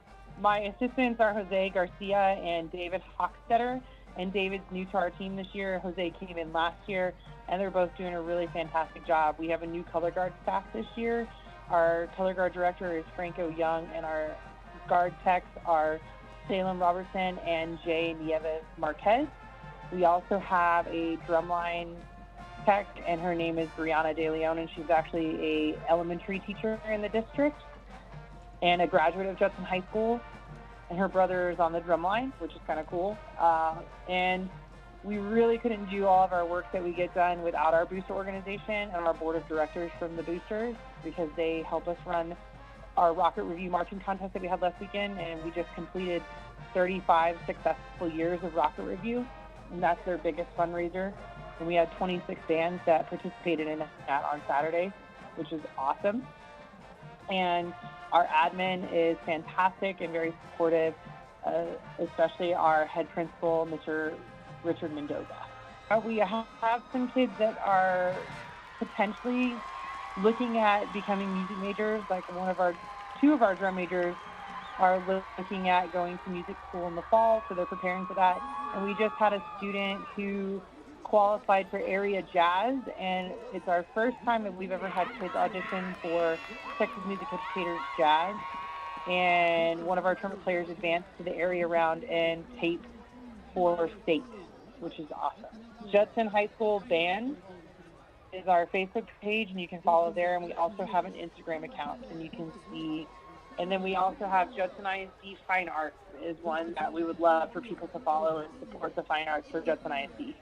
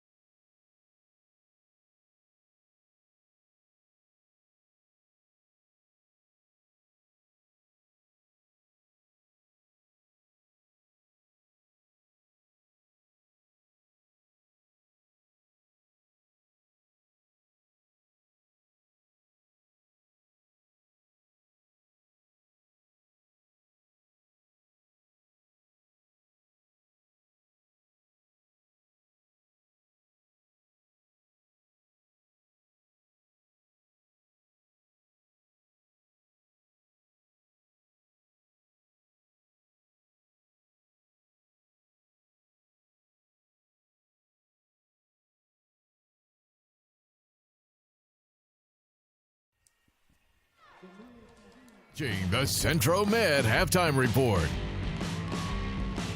Welcome back to the Central Med Halftime Report here at Rutledge Stadium. It's homecoming, as you can see.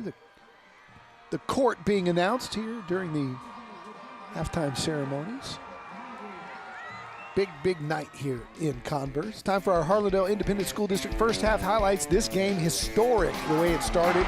Christian Dupree of Clemens went 100 yards in the first 10 seconds to make it 7-0.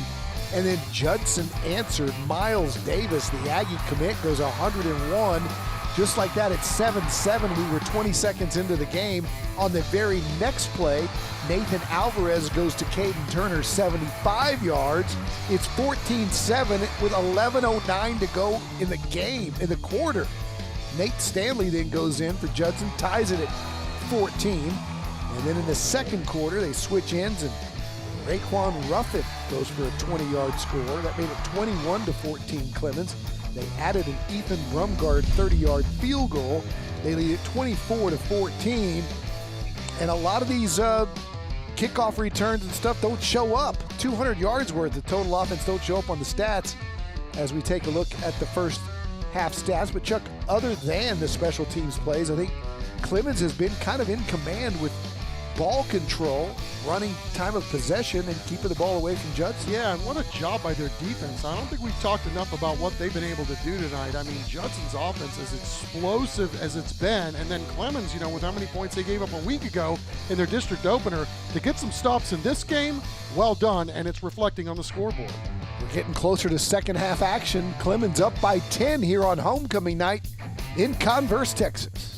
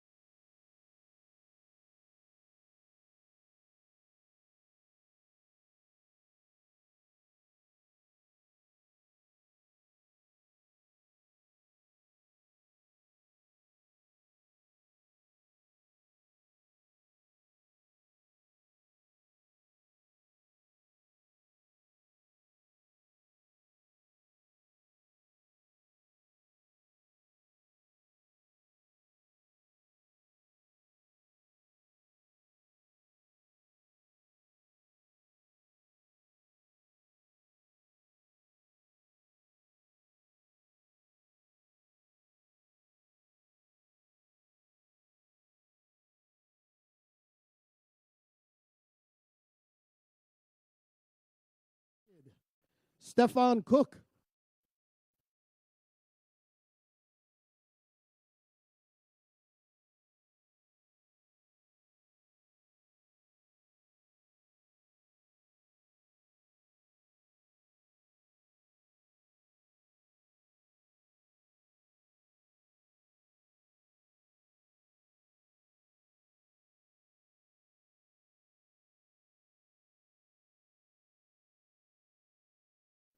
For our 2023 Homecoming King, the student body has selected Javon Miles.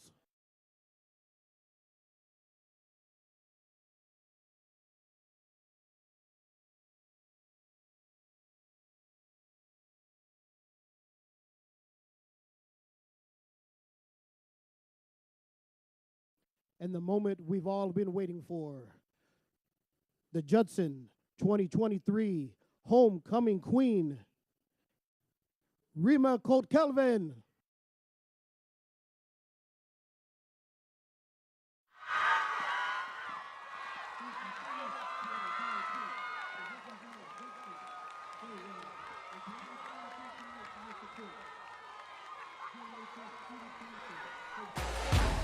You're watching Taco Cabana Thursday Night Lights, presented by the Gomez Law Firm. Welcome back. Halftime at Converse, Texas, DW Rutledge Stadium. Clemens leads Judson 24-14. They just announced the homecoming court, and congratulations to the king and queen.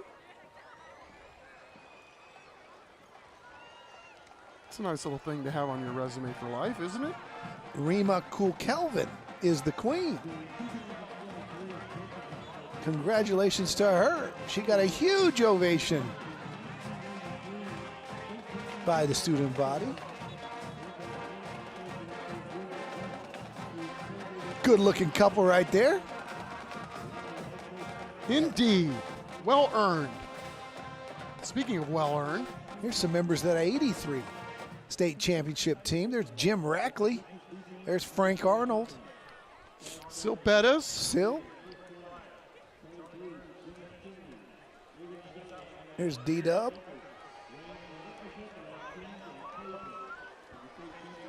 I was a freshman in college, Chuck. You were too.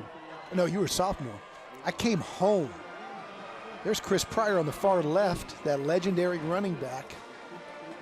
I think he ran for something like 3,500 yards that year. It was something absolutely ridiculous. Yeah, and I went to college out of state. That was actually my freshman year in college. And so I don't really remember any of that since I was 1,500 miles away from home. He was good as my senior year, which was his junior year.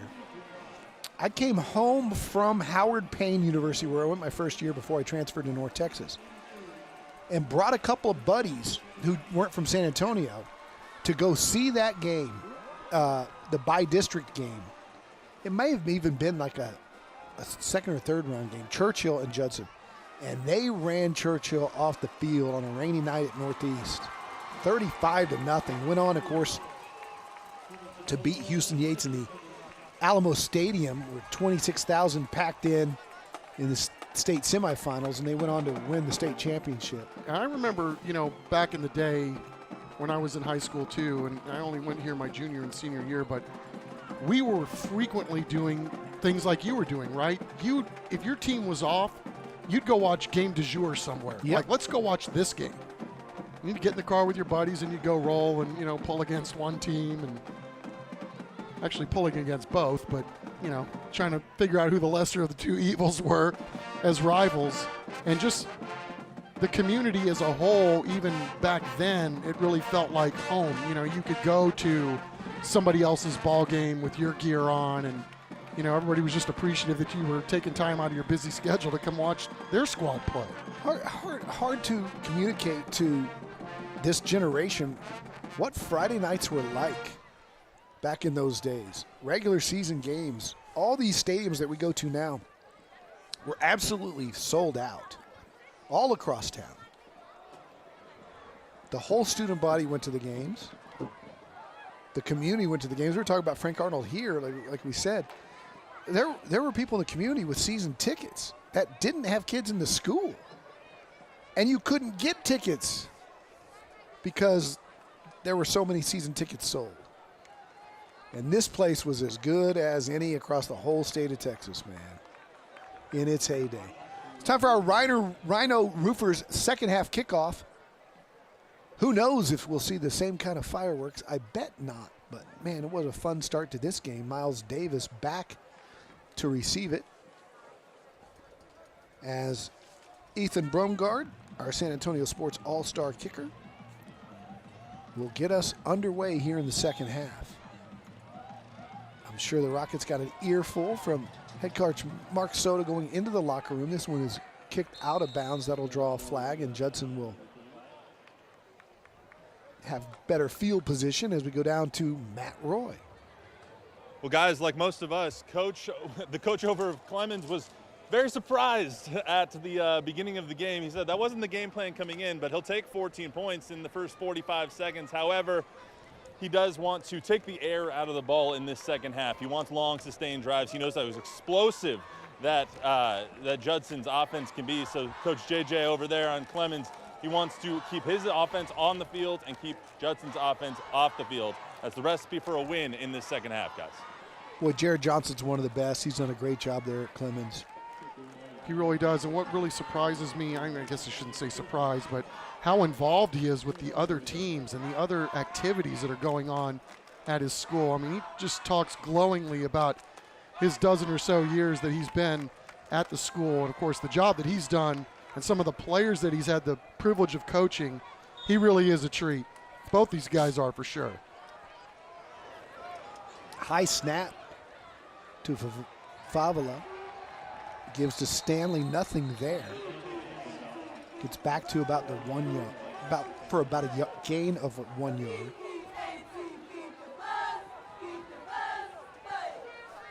Again, this Clemens defense, they're really showing out. Those big boys up front really holding their own for the most part.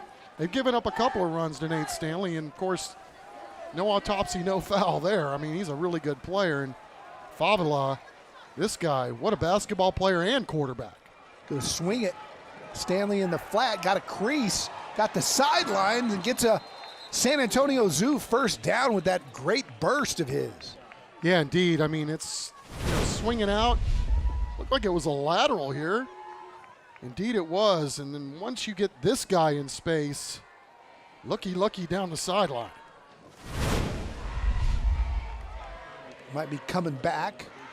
Penalty flag on the play. Yeah, it sure is. I didn't see that.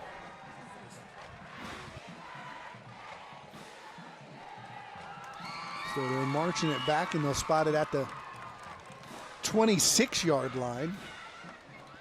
That'll be 2nd down and 15. So yeah, not exactly what Mark Soto wants to see here to start the second half, where you've got 2nd and long, but he certainly has the playmakers to pick these yards up. Judson would really like to have a nice drive here to start the second half.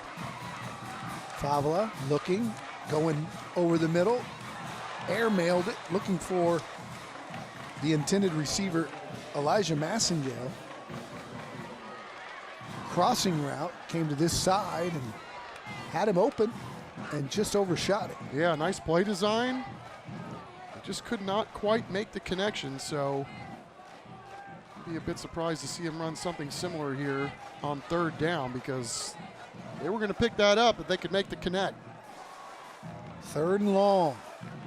Favola under pressure, trying to get out of it, running for his life, chased, get rid of it. It's going to be short of the first down, but a nice completion at about the 38. It'll be 4th down and about 2. This Yalowski's a heck of a player, 99 for Clemens. I know we've talked about it already, but man, this guy, not only big, but watch him stay after the quarterback here and darn near bring him down. This is a good part of the field to fake it, you know? I don't think they will, but that's one of those good field position plays where if you have one, you call it here.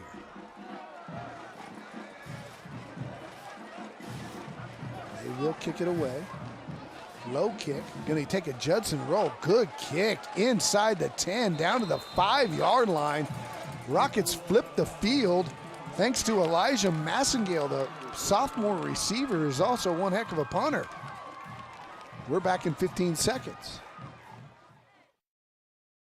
Hey San Antonio teens! Are you looking for ways to share your voice, creativity, and ideas on ways to positively impact the community? Become a Project Worth Teen Ambassador. For more information, visit our website or call 210-207-8850.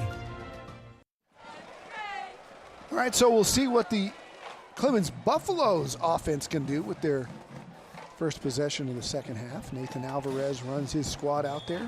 They're going to have to go 95.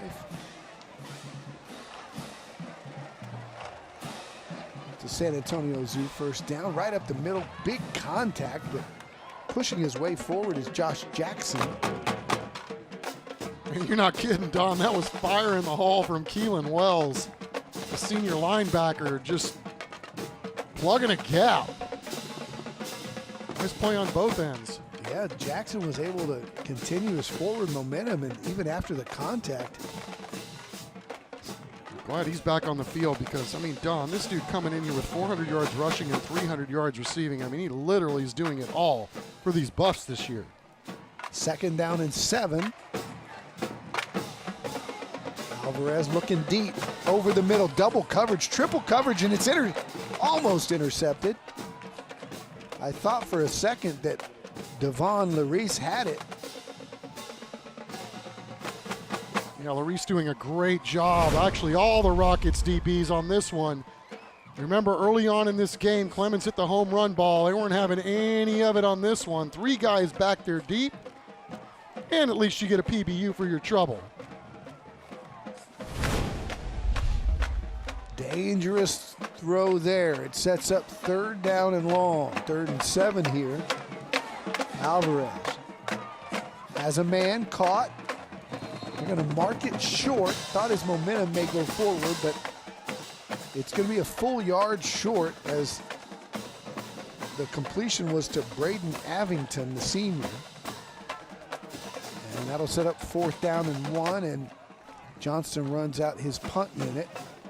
And again, the 5-star punter, Ethan Brumgard, his one punt tonight was low and right at Miles Davis. So he could easily flip the field here too if he gets off a good one. He had a spiral. He was just a low one. Let's see what he's got here. That's a good high punt, backing him up to the 45. Davis has it there. Davis dancing out of trouble. More trouble. Now cuts it up. Breaks a tackle. Look out! Miles Davis to the 30. Down to the 22-yard line. Had a 100-yard return early. And now another spectacular play by Miles Davis. 1st down Rockets when we come back. And the whole team around him.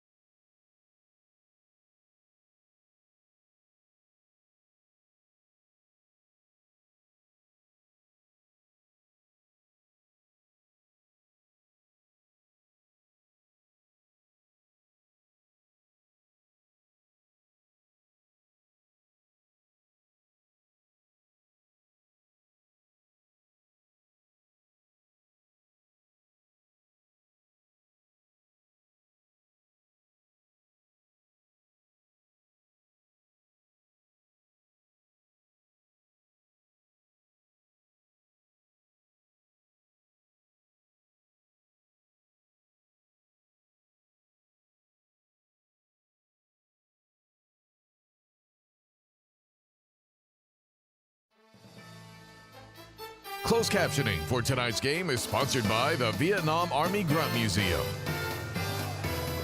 1st down for Judson now inside Clemens territory as Nate Stanley takes it inside the Central Med red zone by about a yard. It'll be 2nd down there at the 19 after they're knocking on the door on the red zone right at the 20.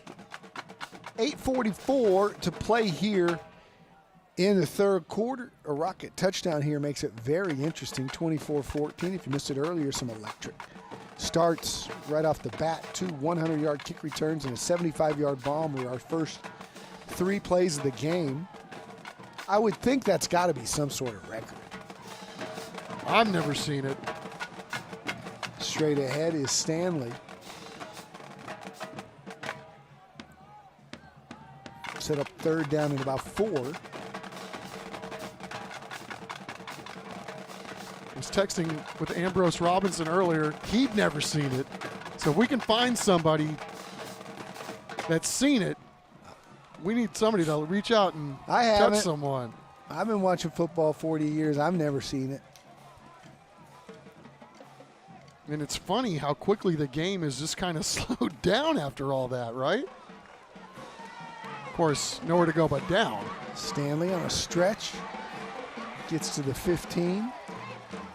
Shout out to Ambrose Robinson. Haven't seen that man in a long time. Miss him. You know, Justin, his grandson, was playing professional basketball in Israel. and was able to get out of there just a couple of days ago. I was glad to see that. 100%. God is good all the time. Justin played at Duke. He's now playing overseas. Here's a field goal attempt. High snap, and it's blocked. Ball's out. And doesn't matter who recovered. It's going to be Clemens football right there at the 24. That's a big play. Another special teams standout performance tonight by both of these teams, but this time Clemens gets one, taking advantage of the high snap. Judson's kicker's really good too. He's got the wind at his back, and wow, look at that. Somebody flying through and coming through unblocked. Number 8 for the Clemens Buffaloes. Savion Jordan flying through, and Superman say, oh, yeah. Nice play. He almost picked it off in midair.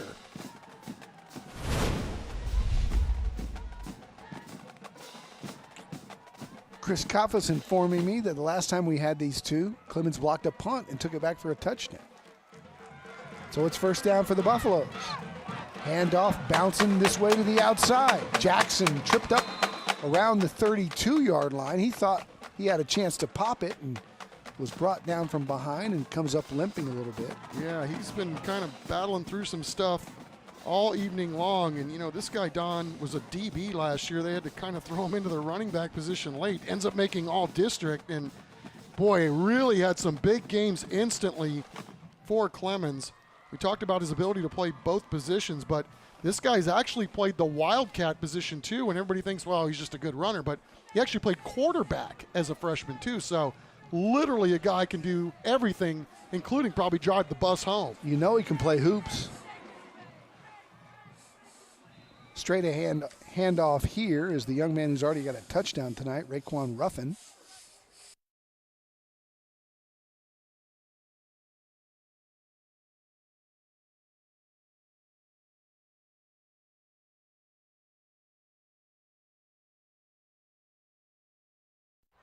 Great ball game, as you see, 9 of 10. I mean, jeepers, Don, we talked about this guy's completion percentage coming in, and what a performance so far for him. It's a San Antonio Zoo first down. And across for a gain of about 5 is Raekwon Ruffin.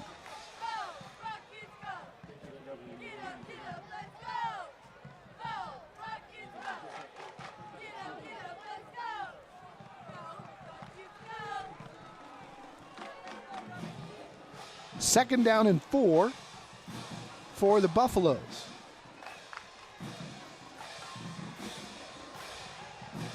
And again, it's Ruffin, this time going nowhere. Judson snuffed that out, and that'll bring up third down after a loss of 1. Good pursuit there by Michael Woods, the senior linebacker. He's one of those athletes, Chuck, that recruiters are very high on. Yeah, well, we talked about all these guys. There's about a half dozen that all D1ers. Nothing short, never anything short of talented Judson. That is always the case. On the rollout and sitting down on the job is Alvarez, and good job by the defensive pursuit there that made him have to settle here for fourth down. They'll punt it away.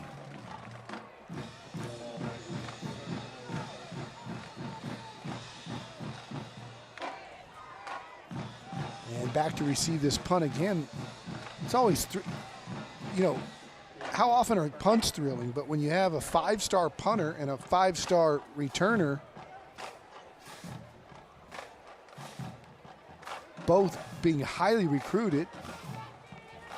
Miles Davis committed to A&M already, capable of doing fantastic things that we've seen. And there's a pre-snap whistle as penalty flags down. Delay game. It's 5 yards. Clemens not worried about that with Ethan Brumgard as your punter. He was all district last year as a junior. Excuse me, Caden Turner.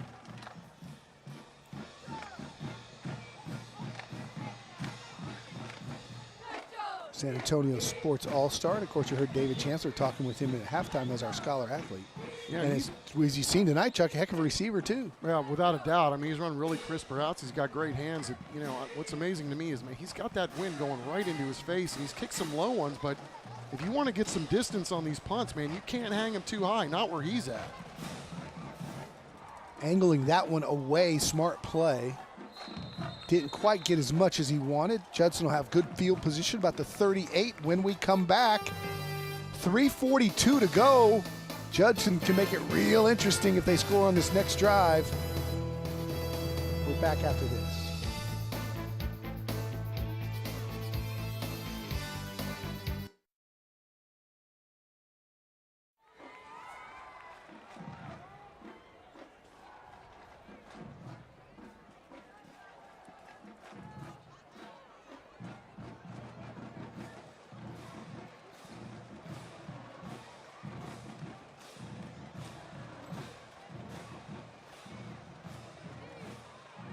We're at Clemens High School, home of the Buffalo, the dance team, the cheer team, the drum line. It's a great rival. Always has been a rival even before I got here. So we kind of traveled up 78, and historically they've had a.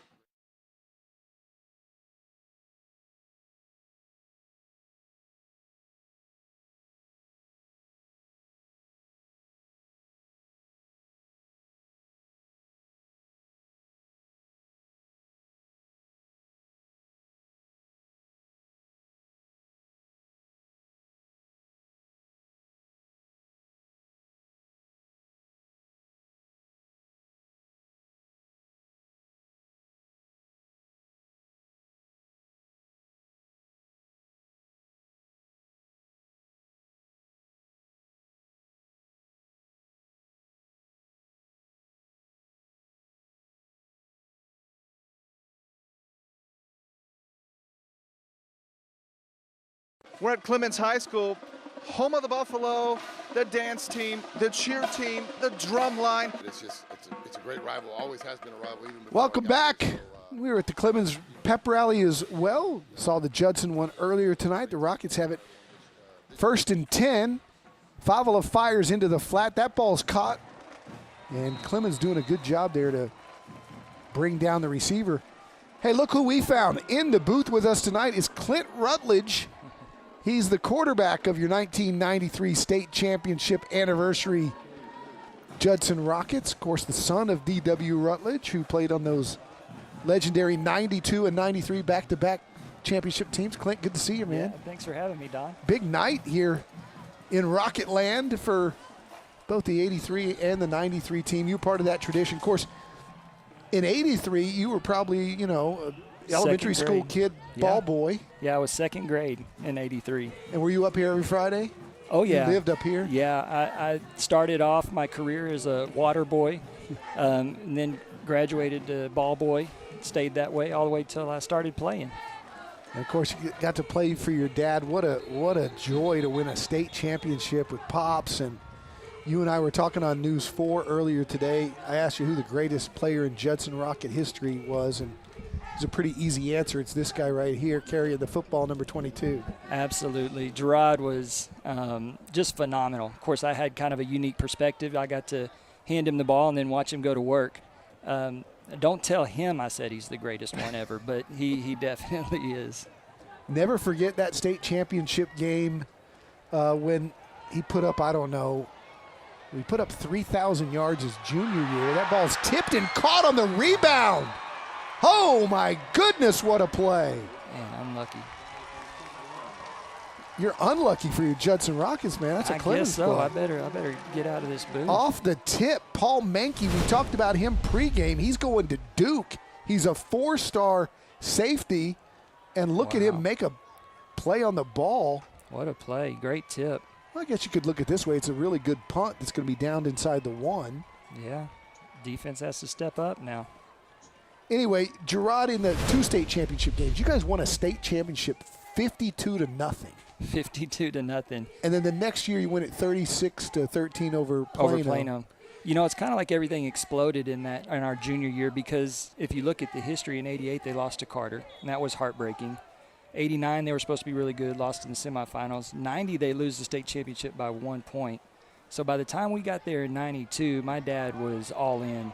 First drive of the game, we get stopped on third down. On fourth down, he runs a fake punt, and we didn't look back after that. It was just, it's like everything finally exploded for us. I will never forget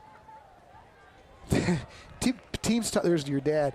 People talk about running a hurry-up offense. You guys were able to do it and huddle. Yes. Yes.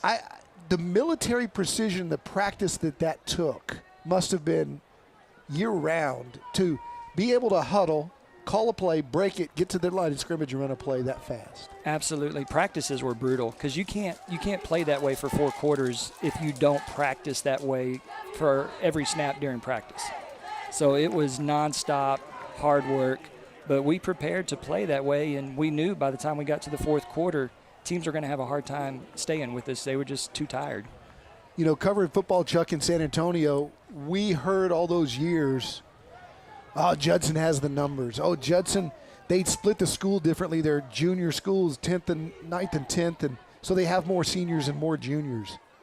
But I remember going to practices all over town, and nobody practiced like you guys did.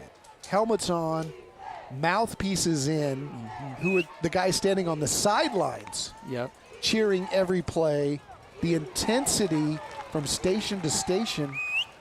No water breaks, really. I mean, it was just. Was your dad that intense in everything that he did? You know, growing up, it felt like that at times. You know, if you weren't doing things right, it felt like he was that intense. But yes, practice was grueling. The games were the reward. Practice was where we really had to work our tails off to earn a spot and then to play the way he wanted us to play. It wasn't until later that I appreciated how hard those coaches had to work to make sure practice ran that way. But over time, it got to be a point where the seniors expected that. They knew that's why we were good, because of the way we did things. So the seniors bought in, so they expected it of the younger guys, and that was a tradition that just carried on. Stay with us. We're going to take a break more with Clint Rutledge and fourth quarter action. It's still a good one, Clemens and Judson.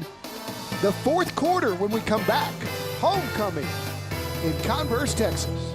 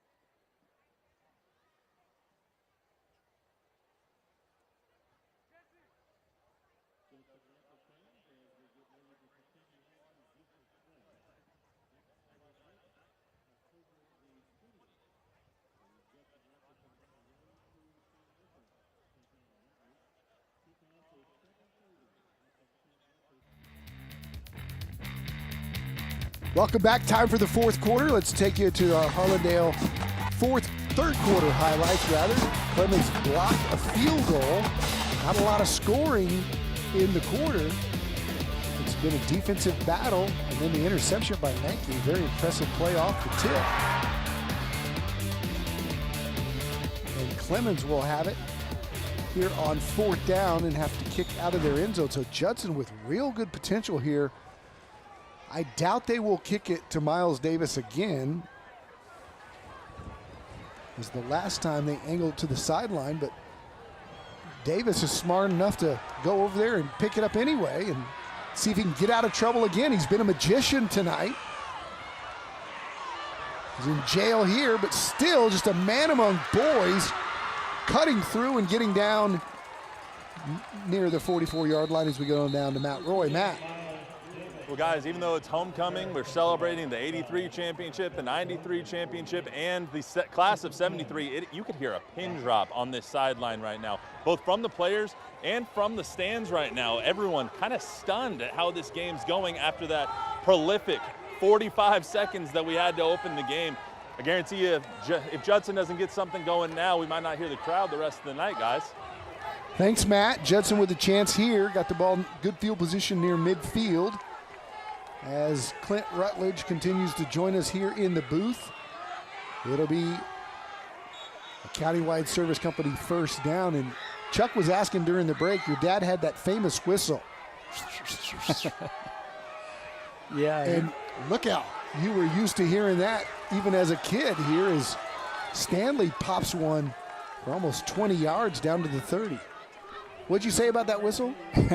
Well, growing up, you know, I'd be out playing and doing stuff, and I'd hear that whistle, and it meant it was time to come home for dinner or come in for the night. And so then it got a little confusing. I'm kind of like Pavlov's dogs or something, you know. He would whistle at practice, and I wasn't sure if it was time for dinner or time to do something different at practice. Here's Stanley again up the middle. You were talking about the way your dad challenged coaches. One of the things that sticks with me more than anything I've ever heard was one time Mike Jinks told me a story. He had had a rough day, was in the coach's locker room, and was getting dressed ready for practice. And your dad walked up to him and grabbed him by the shoulders and spun him around and slammed him up against the lockers and said, those kids deserve better than what you're about to give them.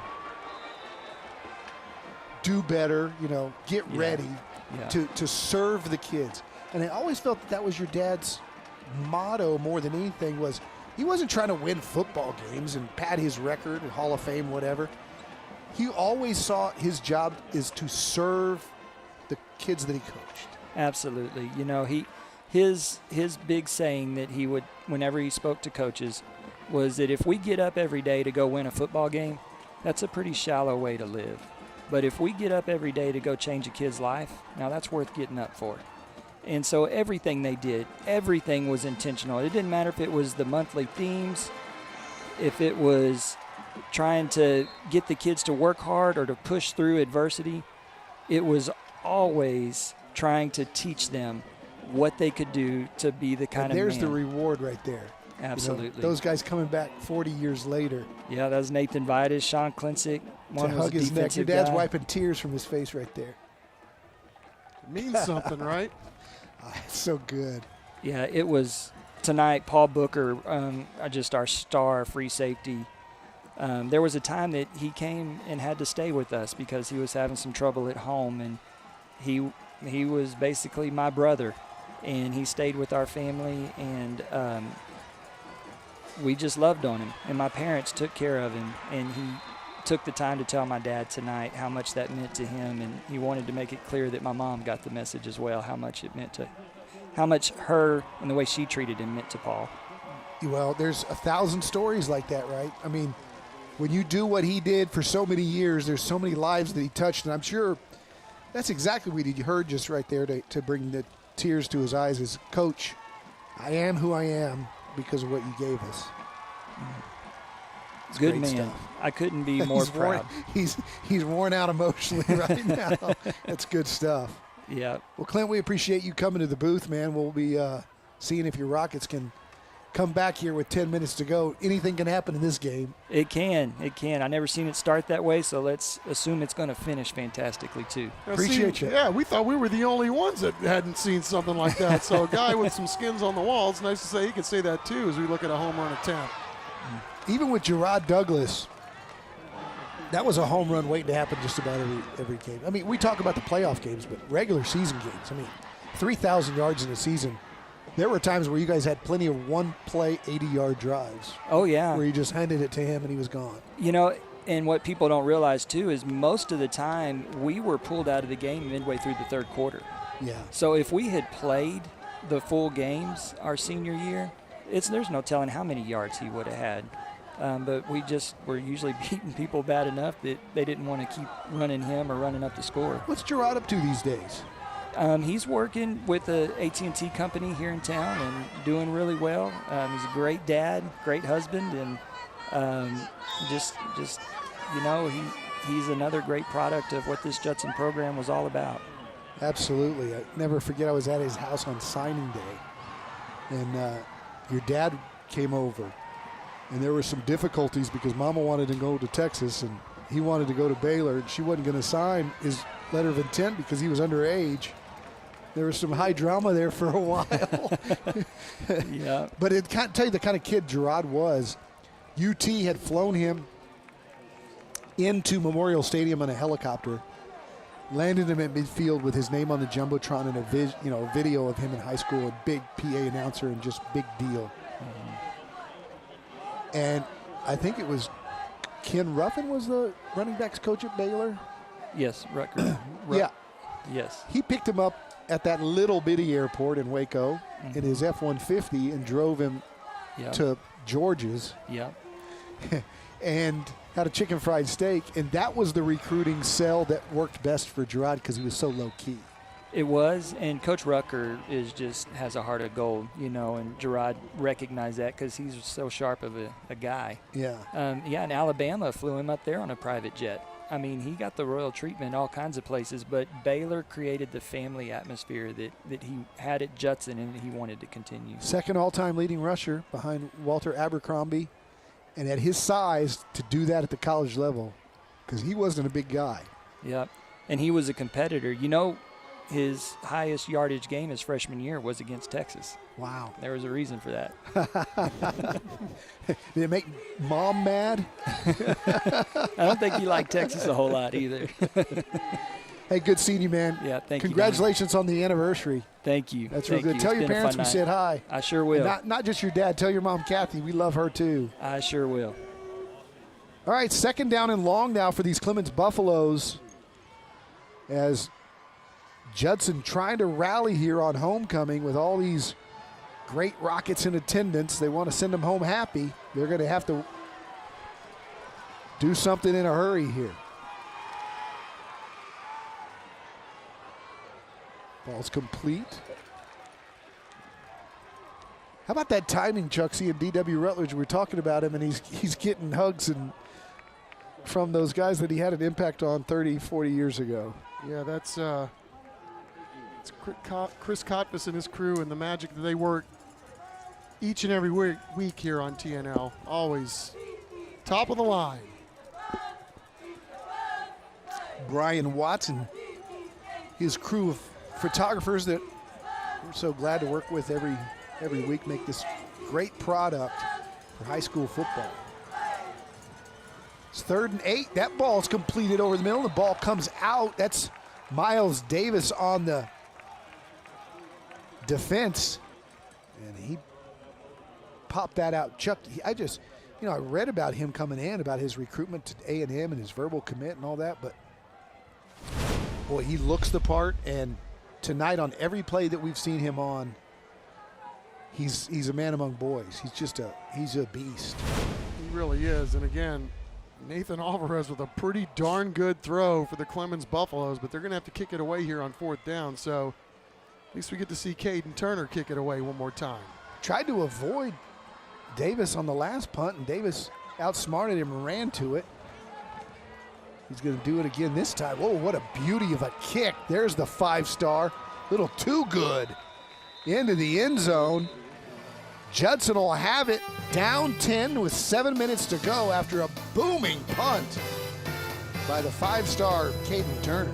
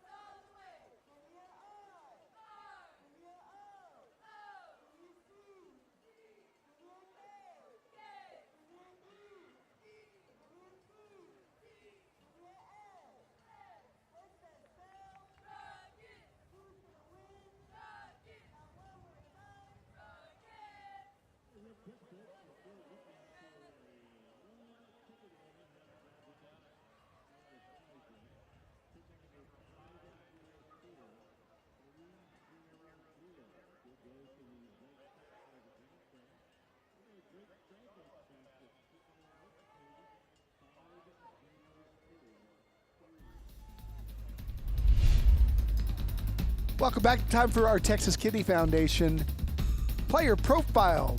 Brett Valles, the senior offensive lineman. He's on the leadership council, 3-year starter. Man, be a 3-year starter at Judson, you got to be a hoss. It's a slant, caught, good first down yardage for the Rockets as they need to move quickly here. They're going to need 2 scores with 7:08 to go. Mankey, the Duke commit. Yeah, we talked about, some of the bloodline families that we've seen here tonight. I mean, his dad, listen to this, was Ryan Leaf's backup quarterback at Washington State and also played tight end.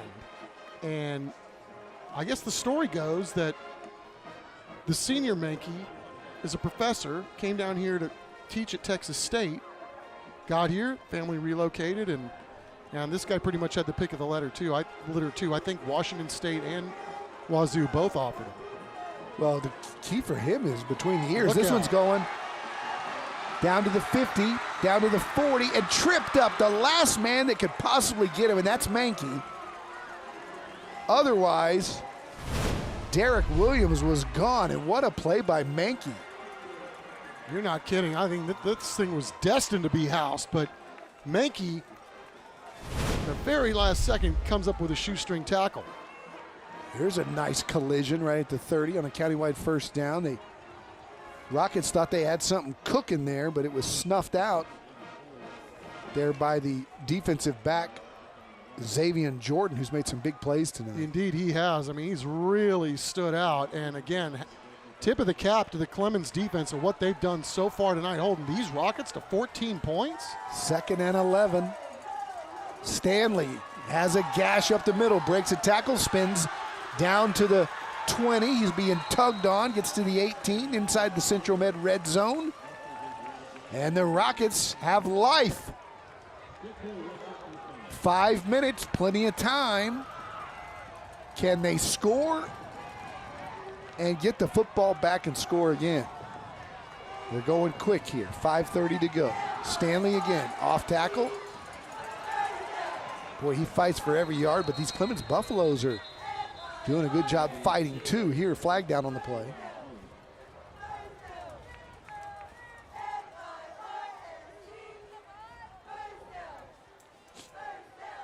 Backyard fight here between these two rivals. Personal foul. Face mask on the defense. This is a goal. First down. Yeah, Don, I mean, you talked about what these guys are doing right now, and obviously had a face mask penalty that's going to move this ball closer to the goal line for Judson. But Yalowski, Shashursky, Oleden, and Sanders, 3 juniors, actually 3 seniors and a junior. I mean, these guys are really doing a nice job for this Clemens defensive line here tonight. I mean, again, to hold this Rockets team down to 14 points this late in the ball game, they've had an evening. Got to finish it, though. Fade route into the end zone, one-on-one. Receiver telling Favela, throw it up there, higher, let me go get it. Yeah, ideally, you want your corner to turn around, but, you know, when Xavier Jordan has your receiver blanketed that tight, you know, all he had to do was throw up a shield. That's a close one right there, man. Good coverage. He did the wise thing by keeping his hands in the air so that he could show the referee that he wasn't grabbing or holding anybody. Good job by Favela to just to get it out of his hands, stop the clock, and set up third down, because that was going to be a loss on the play if he did not release it. Yeah, Leisher back in the ball game. He's got 49 tackles and a sack this year. Man, what a time to dial up a blitz. Judson did not see this coming, and Clemens bringing the house. 3rd and goal now. All right, you need 2 scores. Do you kick the field goal if you don't get it here?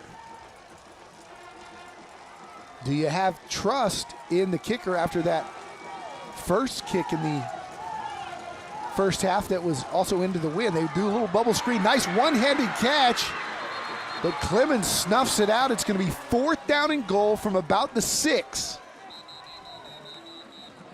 And it looks like they're going to run out the kicker, Douglas Tolliver, which would bring them to within a touchdown if he can convert.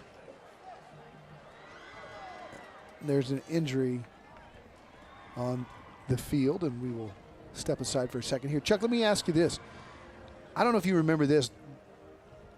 That's old heads really do. That's what makes this interesting, that this game, that the opponent is Clemens on this 30th anniversary of that Judson State Championship team, because we were talking about Gerard Douglas, the greatest player in maybe San Antonio. I don't know. He's close, but certainly Judson history.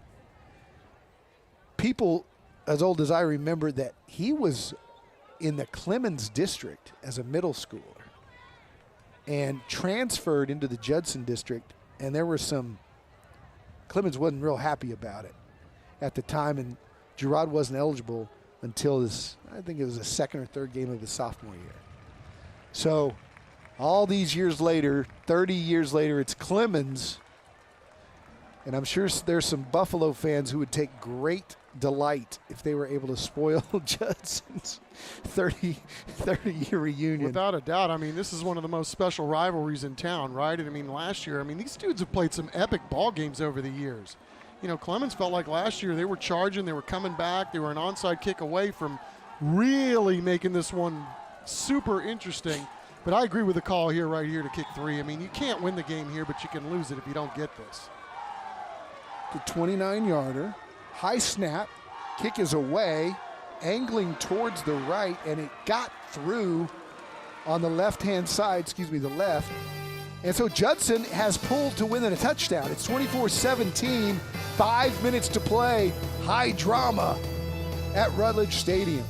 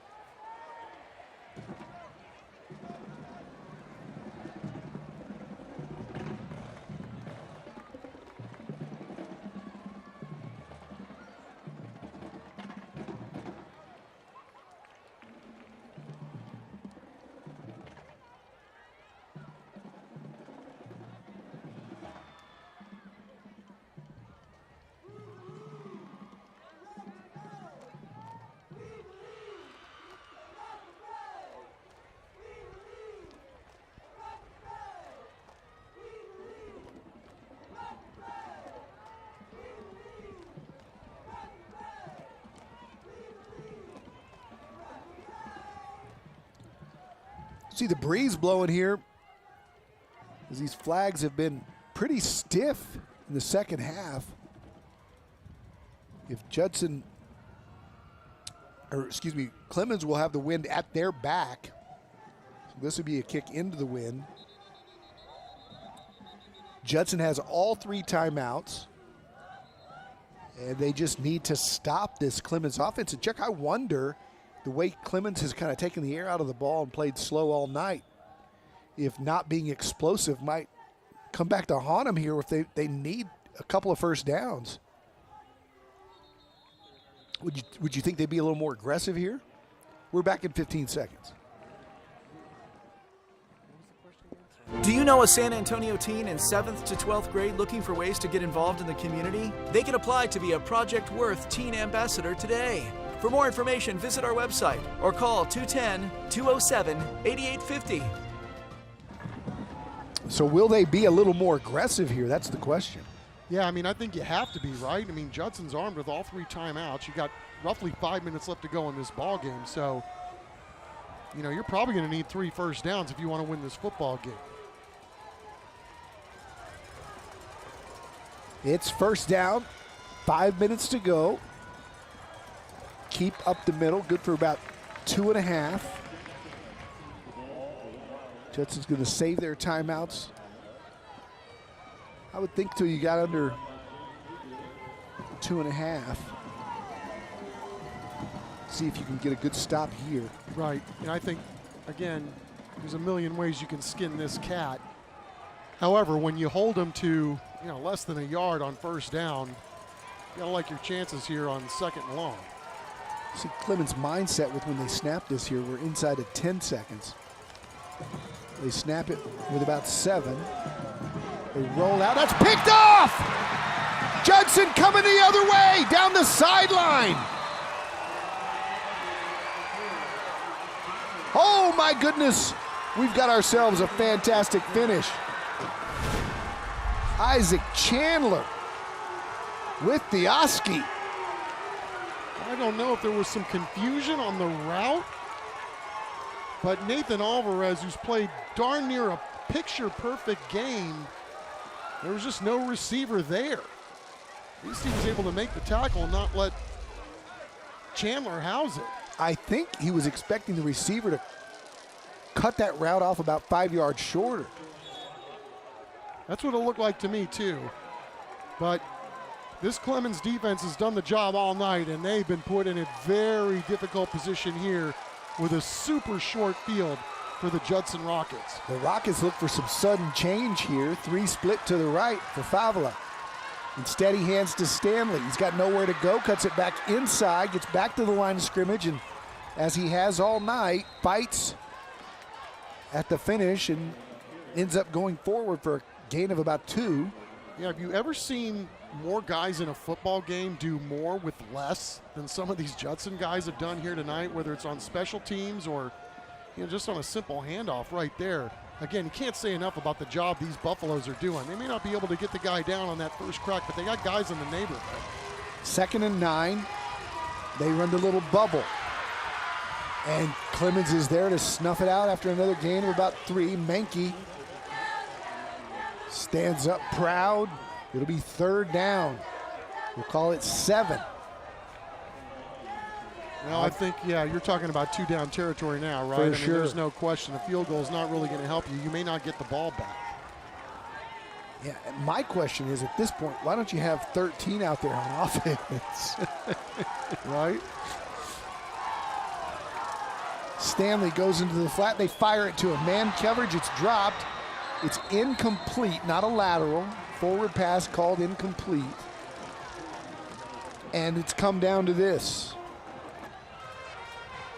Well, again, even if he catches that, I don't know if he's going to be able to make anything happen because Clemens has just got guys all over the field doing a great job staying home and protecting their zones. And even if Judson doesn't convert here, it's still 3 minutes to go, and they've got all 3 timeouts, so this thing's not over yet, even if there's not a conversion. That was awfully close to being a lateral. It's 4th down. Game in the balance. Favola sacked. Wow. Menke. Nope, it's 3, not 31. The Clemens Buffaloes come through. Reginald Sanders breaking through for the sack. Yeah, we thought Reggie Sanders was a really good baseball player. Apparently he can play linebacker too. What an unbelievable stop for these Clemens Buffaloes. I mean, it's apt that they get a stop when they get pinned in a game that's swinging in the balance after the game that they've played against this high-powered Judson offense. And almost every single time they have been man up for the challenge. Phenomenal play there by Sanders, but again, 2:48 to go. Judson can stop it 3 times after every snap, so they could get this ball back if Clemens doesn't get a first down. Right up the middle, gain of about 5. And you can tell that Johnston wants to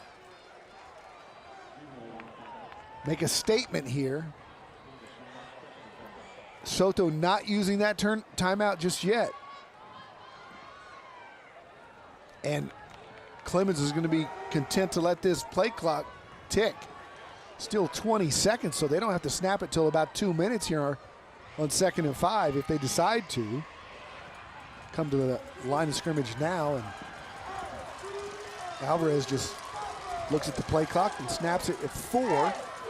And now Judson's got to burn a timeout, and they do.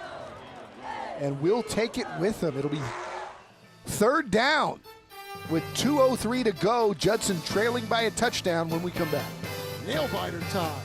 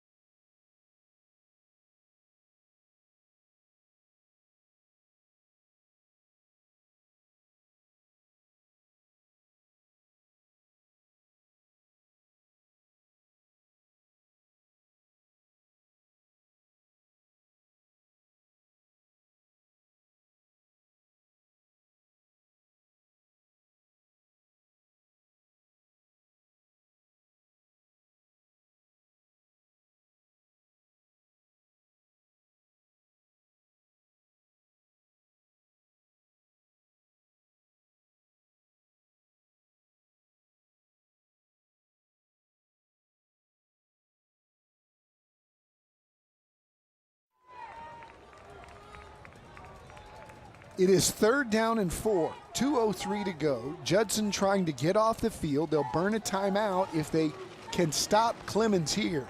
If the Buffaloes get a first down, this game's close to being over.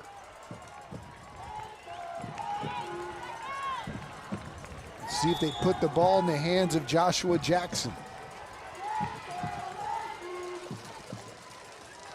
They do. Jackson stumbles across the 30, and he's got the first down.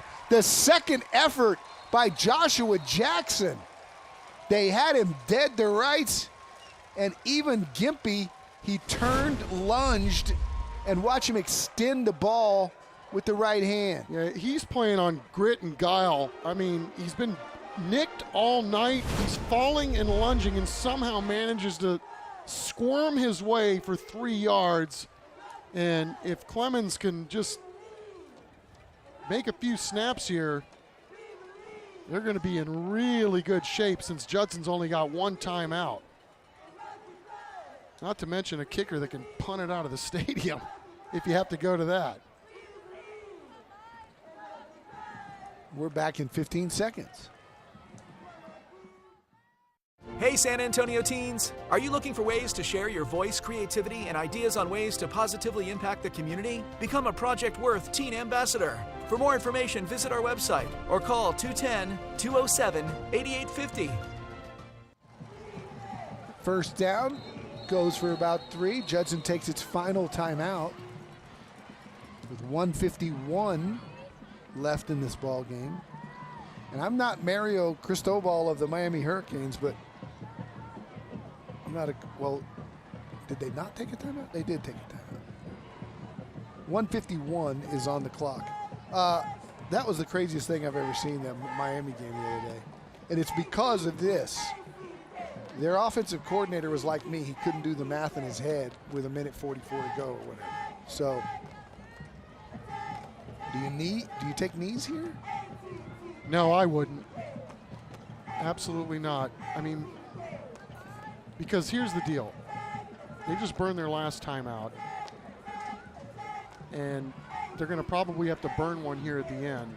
I think, you keep running the ball, obviously, but you got a really talented group of running backs. And it is pick your poison. You got a senior, you got a junior who's electric, and nobody trusts his players more, I think, than Jared Johnston. He'll make plays.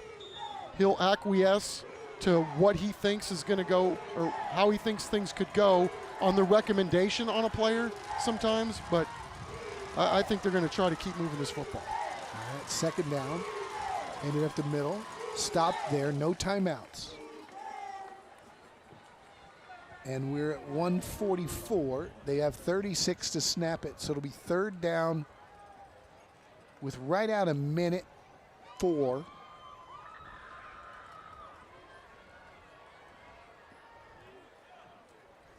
And so Judson could conceivably get the ball back with about 20 seconds to go if they can stop him here.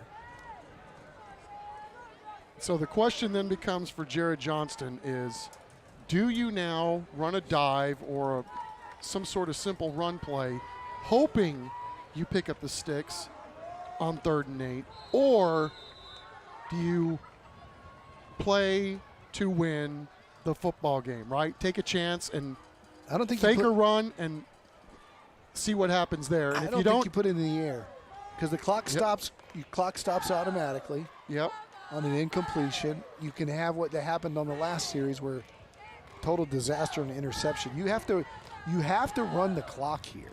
Now you can throw a very safe pass that you can complete, but an incompletion here is inexcusable.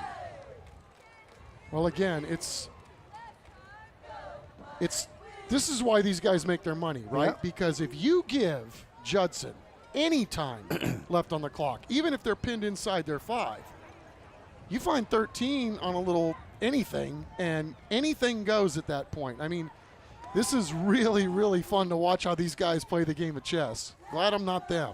All right, it is time for our whale of a collision, brought to you by Beluga Air. And it was this one right here. Nate had a fantastic game, didn't he? I think Sure we did. called Xavion Jordan's number at least a half dozen times tonight. He's done a great job in coverage. He's done a great job tackling. And overall, to this point, the Clemens defense has been absolutely remarkable in this football game. All right, let's see what Jared Johnston has planned here on 3rd down and 8. And it's Jackson, and he's going nowhere. And the whistle blows. And there'll be about 18 seconds left when Clemens can call timeout before they punt it away. And do you dare punt it to Miles Davis? I wouldn't. There's no way I would. But I know this. If I was Judson, I'd have Miles Davis at least on the field for this however many possessions are left in this football game when they get the ball back. Time for another Texas Kidney Foundation player profile. It's Cameron Owens, the senior DB. He's a 3-year starter and a captain. Also runs track. Had a nice game here tonight. And there's 18 seconds to go, and Clemens burns that timeout to talk about what they want to do. And as we take a look at Owens and the career that he's had, this dude really, really physical. Obviously seen a lot of football. And boy, this has been a treat tonight, watching these guys line up and play ball, right? Almost absolutely position by position, team versus team. Hey, got a great weekend of football on the CW. We got Louisville and Pitt ACC action Saturday at 5:30.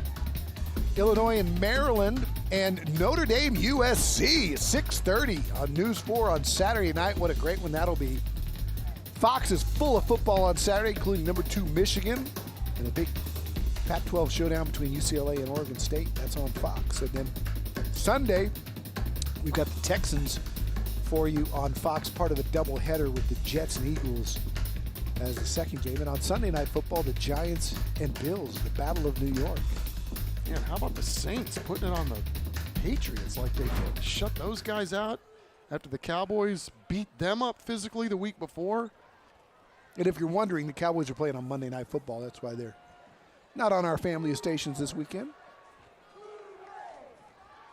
But the Astros and Rangers are. Sunday night at 7, game 1. Come and take it. This is where having a 5-star punter really helps you out, because this guy's capable of putting it down to about the 5-yard line with 12 seconds to go in the game. High snap. And good kick. Going to bounce inside the 5, and it gets into the end zone. And there will be 8 seconds to go with Judson having the football at their own 20.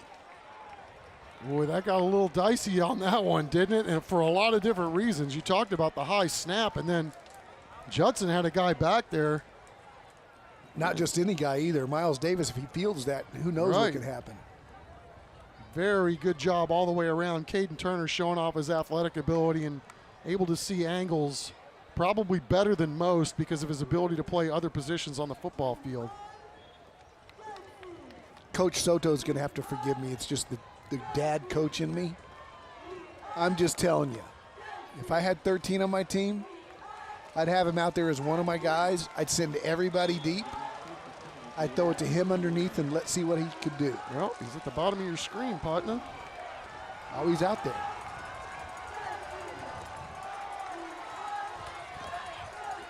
He's not going underneath. They're going to him, though, down the sideline. Tipped and knocked down with 2 seconds to go. But Coach Soto thinking like I am. That's the guy. And Coach Johnston with 3 guys in the neighborhood, all there to make sure that there's not going to be any chance of 13 getting his hands on the football, but I don't blame him either. Just send him on a crossing pattern underneath about 15 yards, get it in his hands, and let him do the rest. You might have to do that because, again, Don, the wind is blowing, not gale force, but it's significant right into the face of these Rockets here as we wind down this game. Last snap of the game. They run him across the middle. He's got it, but he's got Mankey on him, and Mankey rips it out. That's a football game. 2 star athletes, Manu Imanu and Paul Mankey, comes up the winner. And so do the Clemens Buffaloes.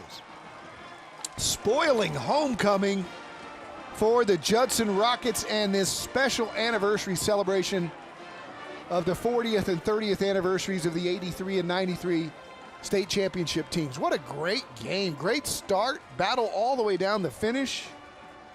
It was fun to be a part of this one tonight. Well, you're not kidding. I mean, the way it started, I think generally our feeling going in was it was going to be a track meet. You know, athletes all over the place. Defenses are going to be on their heels all night. And look what we ended up having, right? All the electricity from the offenses and the special teams in the first minute of the ball game, and then both teams settling in, and the defenses both showing out very well tonight. Time for our Ron Hoover, RV, and Marine play of the night. And just take your pick. How about the 2 100-yard kick returns? Dupree and Davis. Spectacular start to this football game, and it lived up the rest of the night. Rocket fans go home a little disappointed. Buffalo fans happy to go to 2-0 in district play. We've got a lot more coming from Rutledge Stadium. We've got the Monarch trophies. We'll present the hardware to the player of the game and to Coach Johnston when we come back. 24-17 the final.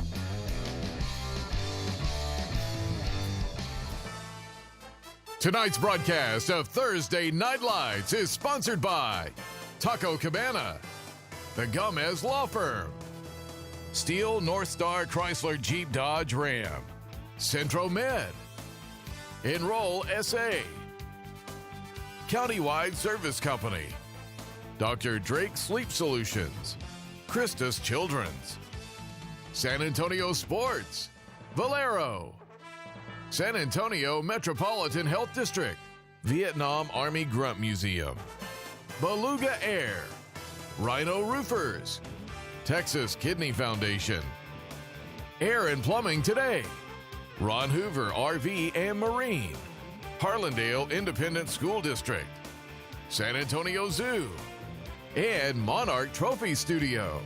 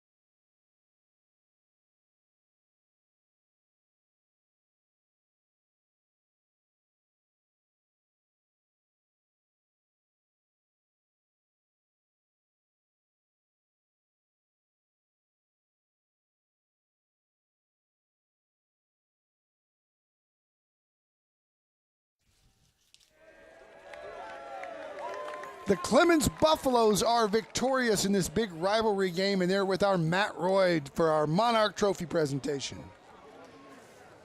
Yep, here we are, guys. The Clemens Buffaloes victorious tonight. Let's hear it. Hard-fought game. We had a wild start, a wild finish, a wild in the middle. It was wild all over the place. And I need one player up here, Mr. Joshua Jackson.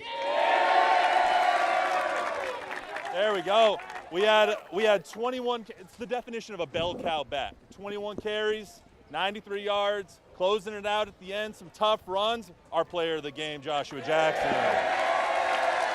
And we do have our wonderful San Antonio Zoo rep as well. You're going to the zoo. You're getting 4 tickets to the zoo, my young man. Let's go. Thank you, Hope. Appreciate it. So I got a question for you.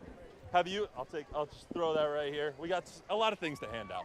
Have you ever seen a start like the start we had tonight? Touchdown, touchdown, touchdown, and then almost another touchdown by Judson coming back. So have you ever seen anything like that? Nah, it was a crazy start, crazy finish, 2 touchdowns with only like 30 seconds played in the game. It was crazy.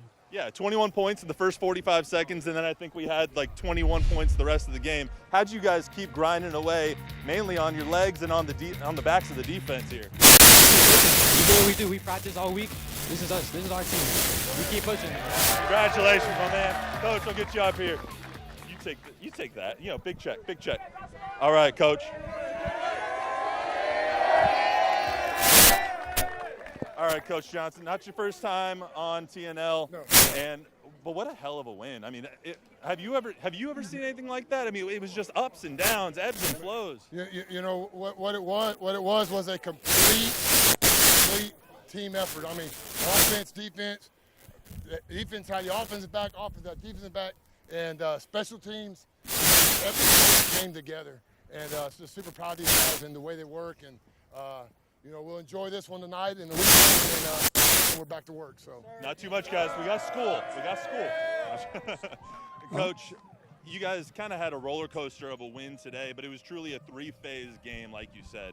How does this give you confidence the rest of the season that you guys can win in all 3 phases and continue to win on the football field? Well, in our district, I mean, we got New Braunfels next, who's a great opponent, and then we got to go Toohey Central, who's good, and then you end with Steele at home. So, I mean, you just got to get better every day, every snap, and everything we do. And we talk about it, and they know we want to get better as a football player every day on the field and better as a person every day. So if you can get better in all aspects of your life, you got a chance to win big ball games. Is it kind of nice to win on homecoming here in Judson as well? I'm not going to. I'm not going to say that. Hey, I don't want to trip you up. No. What's our job? Win. What's our job? Win. There you go. All right. Well, winning gets you a trophy as well, guys. Here we go. Congratulations. 15th anniversary ball as well, Coach. All right, we're back with much more of our post-game show when we come back.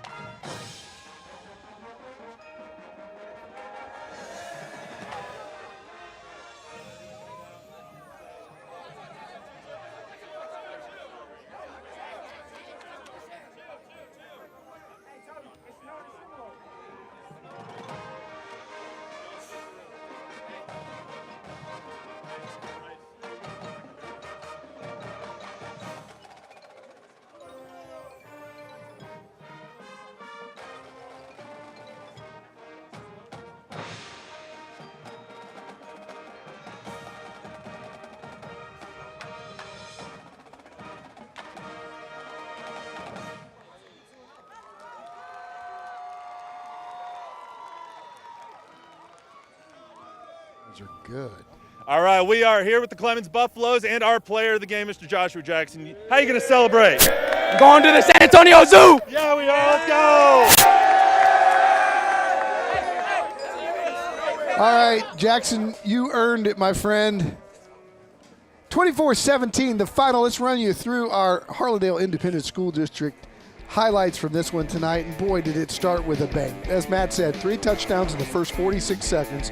Christian Dupree went 100 yards. Miles Davis answered with a 101-yard kickoff return to tie the game at 7. We were about 25 seconds into the game. And then after the kickoff on the first play from scrimmage all night, Nathan Alvarez goes to Caden Turner. That goes 75. It's 14-7, and we still were north of 11 minutes left in the first quarter. Nate Stanley scored a 1-yard touchdown here to make it 14-14. And then in the second quarter, it was all Clemens.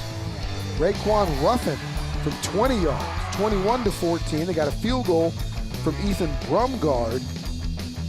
And there were some interesting plays down the stretch. Hey, want to send out a shout out to the Wisdom family. Bryce Strong, always a memory here in Converse. His jersey number 39, honored here with seat number 39, row number 39, the Bryce Strong orange seat. I saw Grandma Wisdom before the game here tonight, and Miles, Bryce's little brother, is on the JV at Judson. Might be the best of the bunch. Miles is coming up. I saw some video of him from the JV game last week. Our thoughts and prayers always with the Wisdom family. And we know that Bryce looking after all of us here from above. Next week, it's Clark and Roosevelt. As we move over to the Northeast District, that's going to be a fun one. Cougs coming off the Gucci Bowl tonight. Well, the executive producer is Dean Radla of Thursday Night Lights. Brian Watts and his guys in the truck doing a great job tonight with a special anniversary edition with Chuck Mikatinick and Nick Funky Cole Medina up here in the press box, Matt Roy down on the sidelines. And the producer of this show is Chris Kotfas. He makes it all work. It's his show. We're just living in it. And he'll bring you another one next week on Paco Cabana Thursday Night Lights.